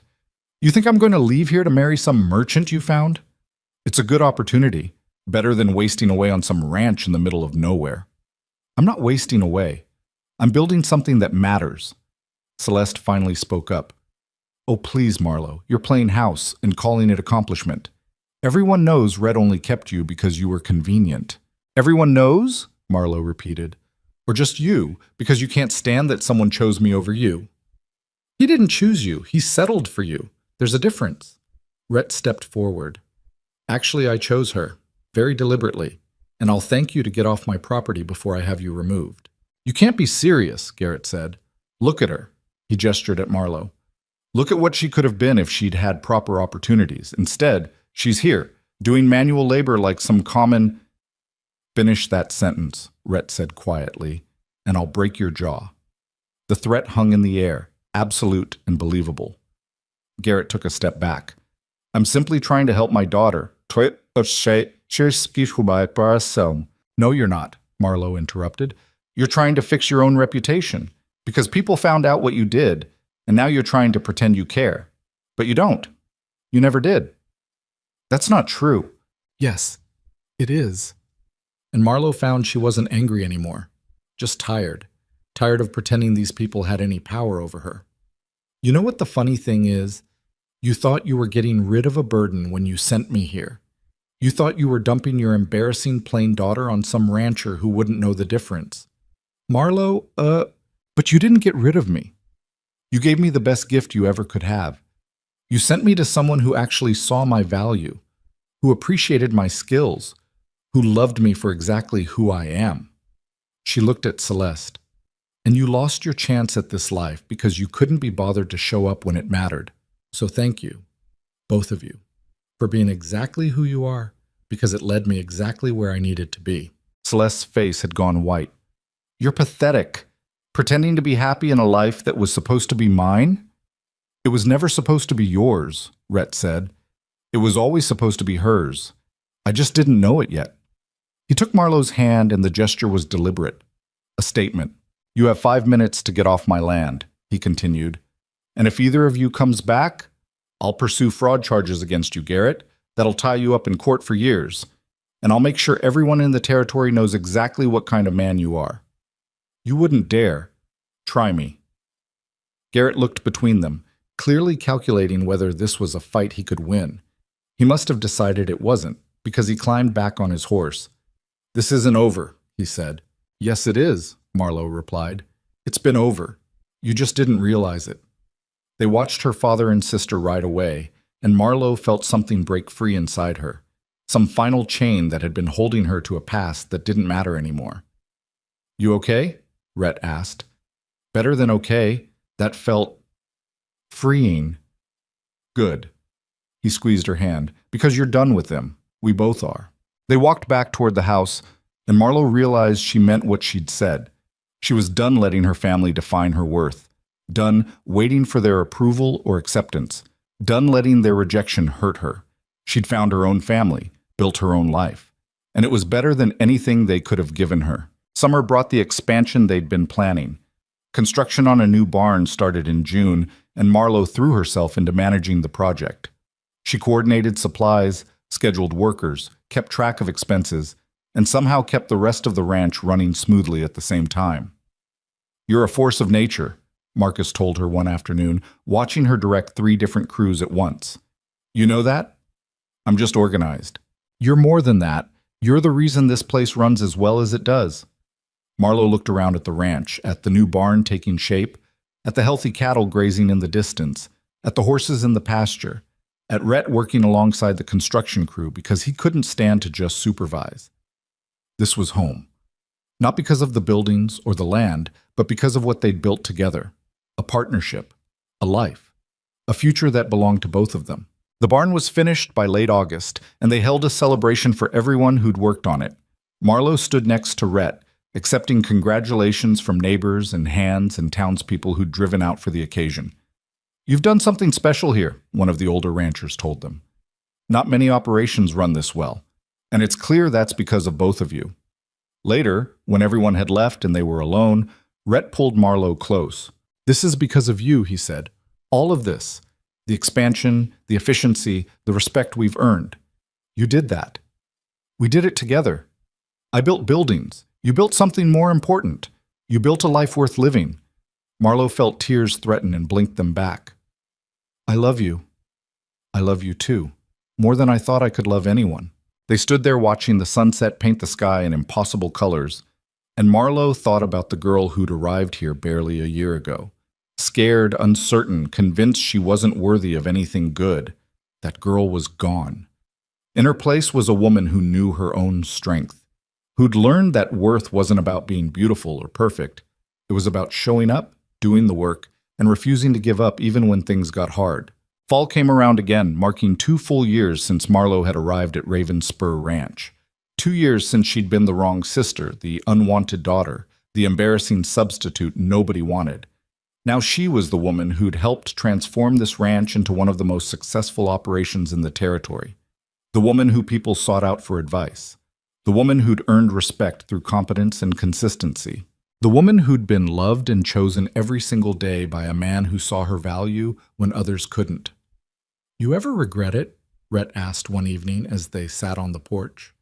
"Coming here? Everything that happened?" Marlowe thought about it honestly.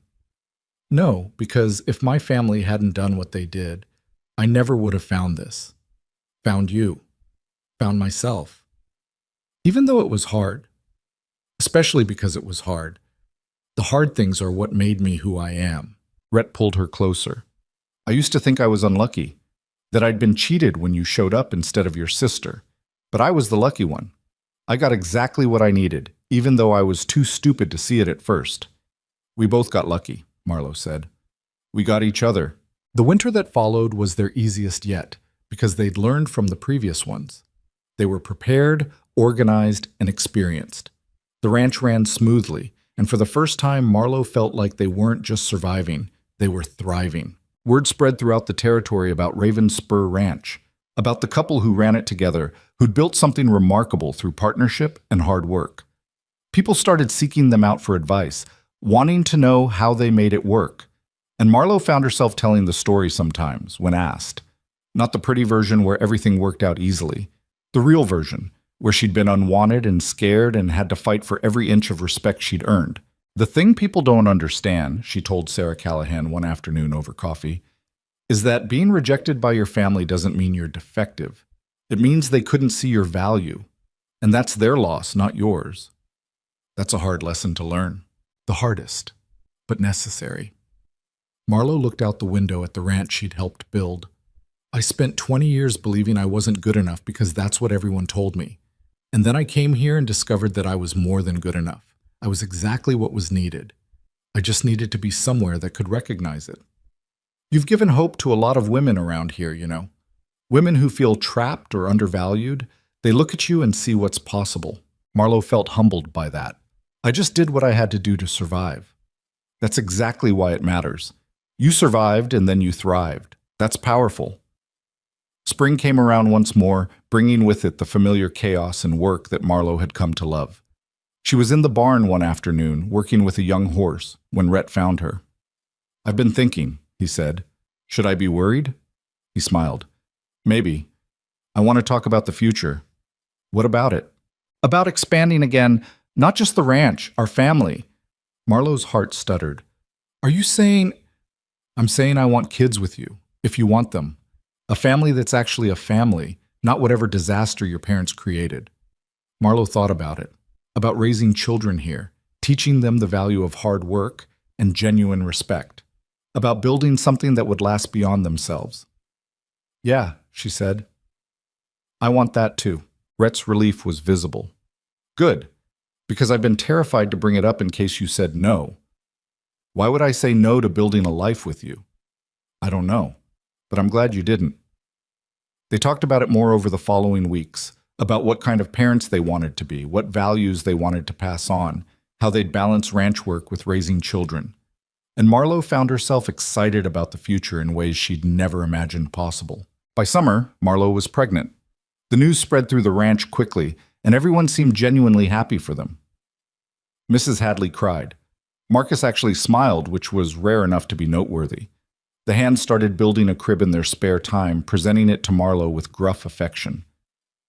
"Your family," one of them said simply. "This is what family does." Marlo stood in what would become the nursery, hand on her growing stomach, and felt overwhelmed with gratitude. This was what she'd always wanted without knowing how to ask for it. A place where she belonged, where she was valued, where she was loved. The baby was born in early spring, during a thunderstorm that Rhett swore was his daughter, announcing she'd be just as stubborn as her mother. They named her Eleanor, after no one in particular, because this baby deserved a name that was entirely her own. Holding her daughter for the first time, Marlo made a promise.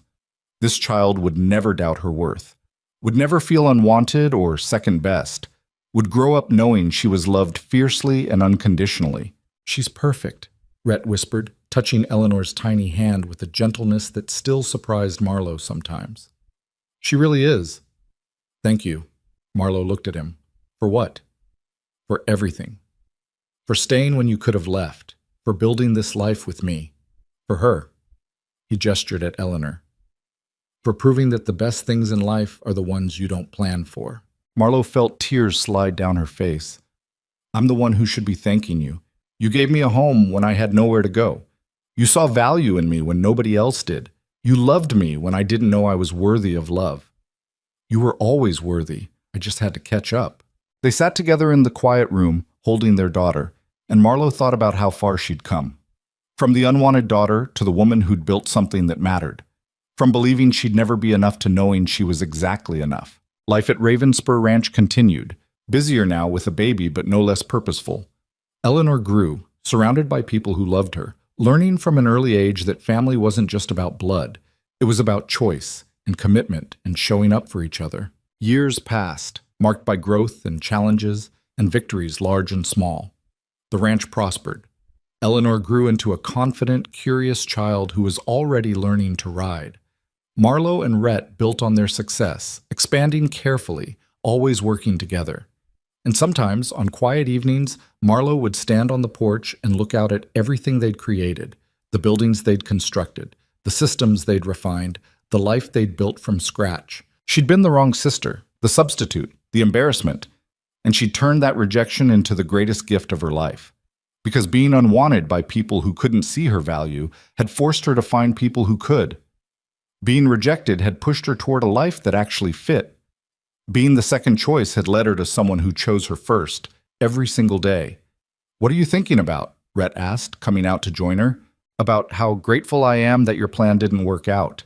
He laughed. "My plan was terrible. This is so much better." "Yeah," Marlo agreed, leaning into him. "It really is. Because that was the truth nobody told you when you were young and struggling and believing you weren't enough. Sometimes the worst things that happened to you, the rejections, the betrayals, the moments when you felt most unwanted, those were the things that pushed you toward your real life, the life you were supposed to have all along." Marlo had learned that being someone's first choice mattered less than being chosen consistently, that beauty mattered less than character, that proving yourself to people who couldn't see your worth was a waste of time, but proving yourself to people who already believed in you was everything. She'd learned that home wasn't a place you were born into. It was something you built with people who valued you. That family wasn't about blood. It was about showing up, even when things were hard, especially when things were hard. And she'd learned that sometimes the greatest act of defiance was refusing to believe the lies other people told you about yourself, refusing to shrink to fit their expectations, refusing to accept less than you deserved. She'd been called the wrong sister her entire life. But she wasn't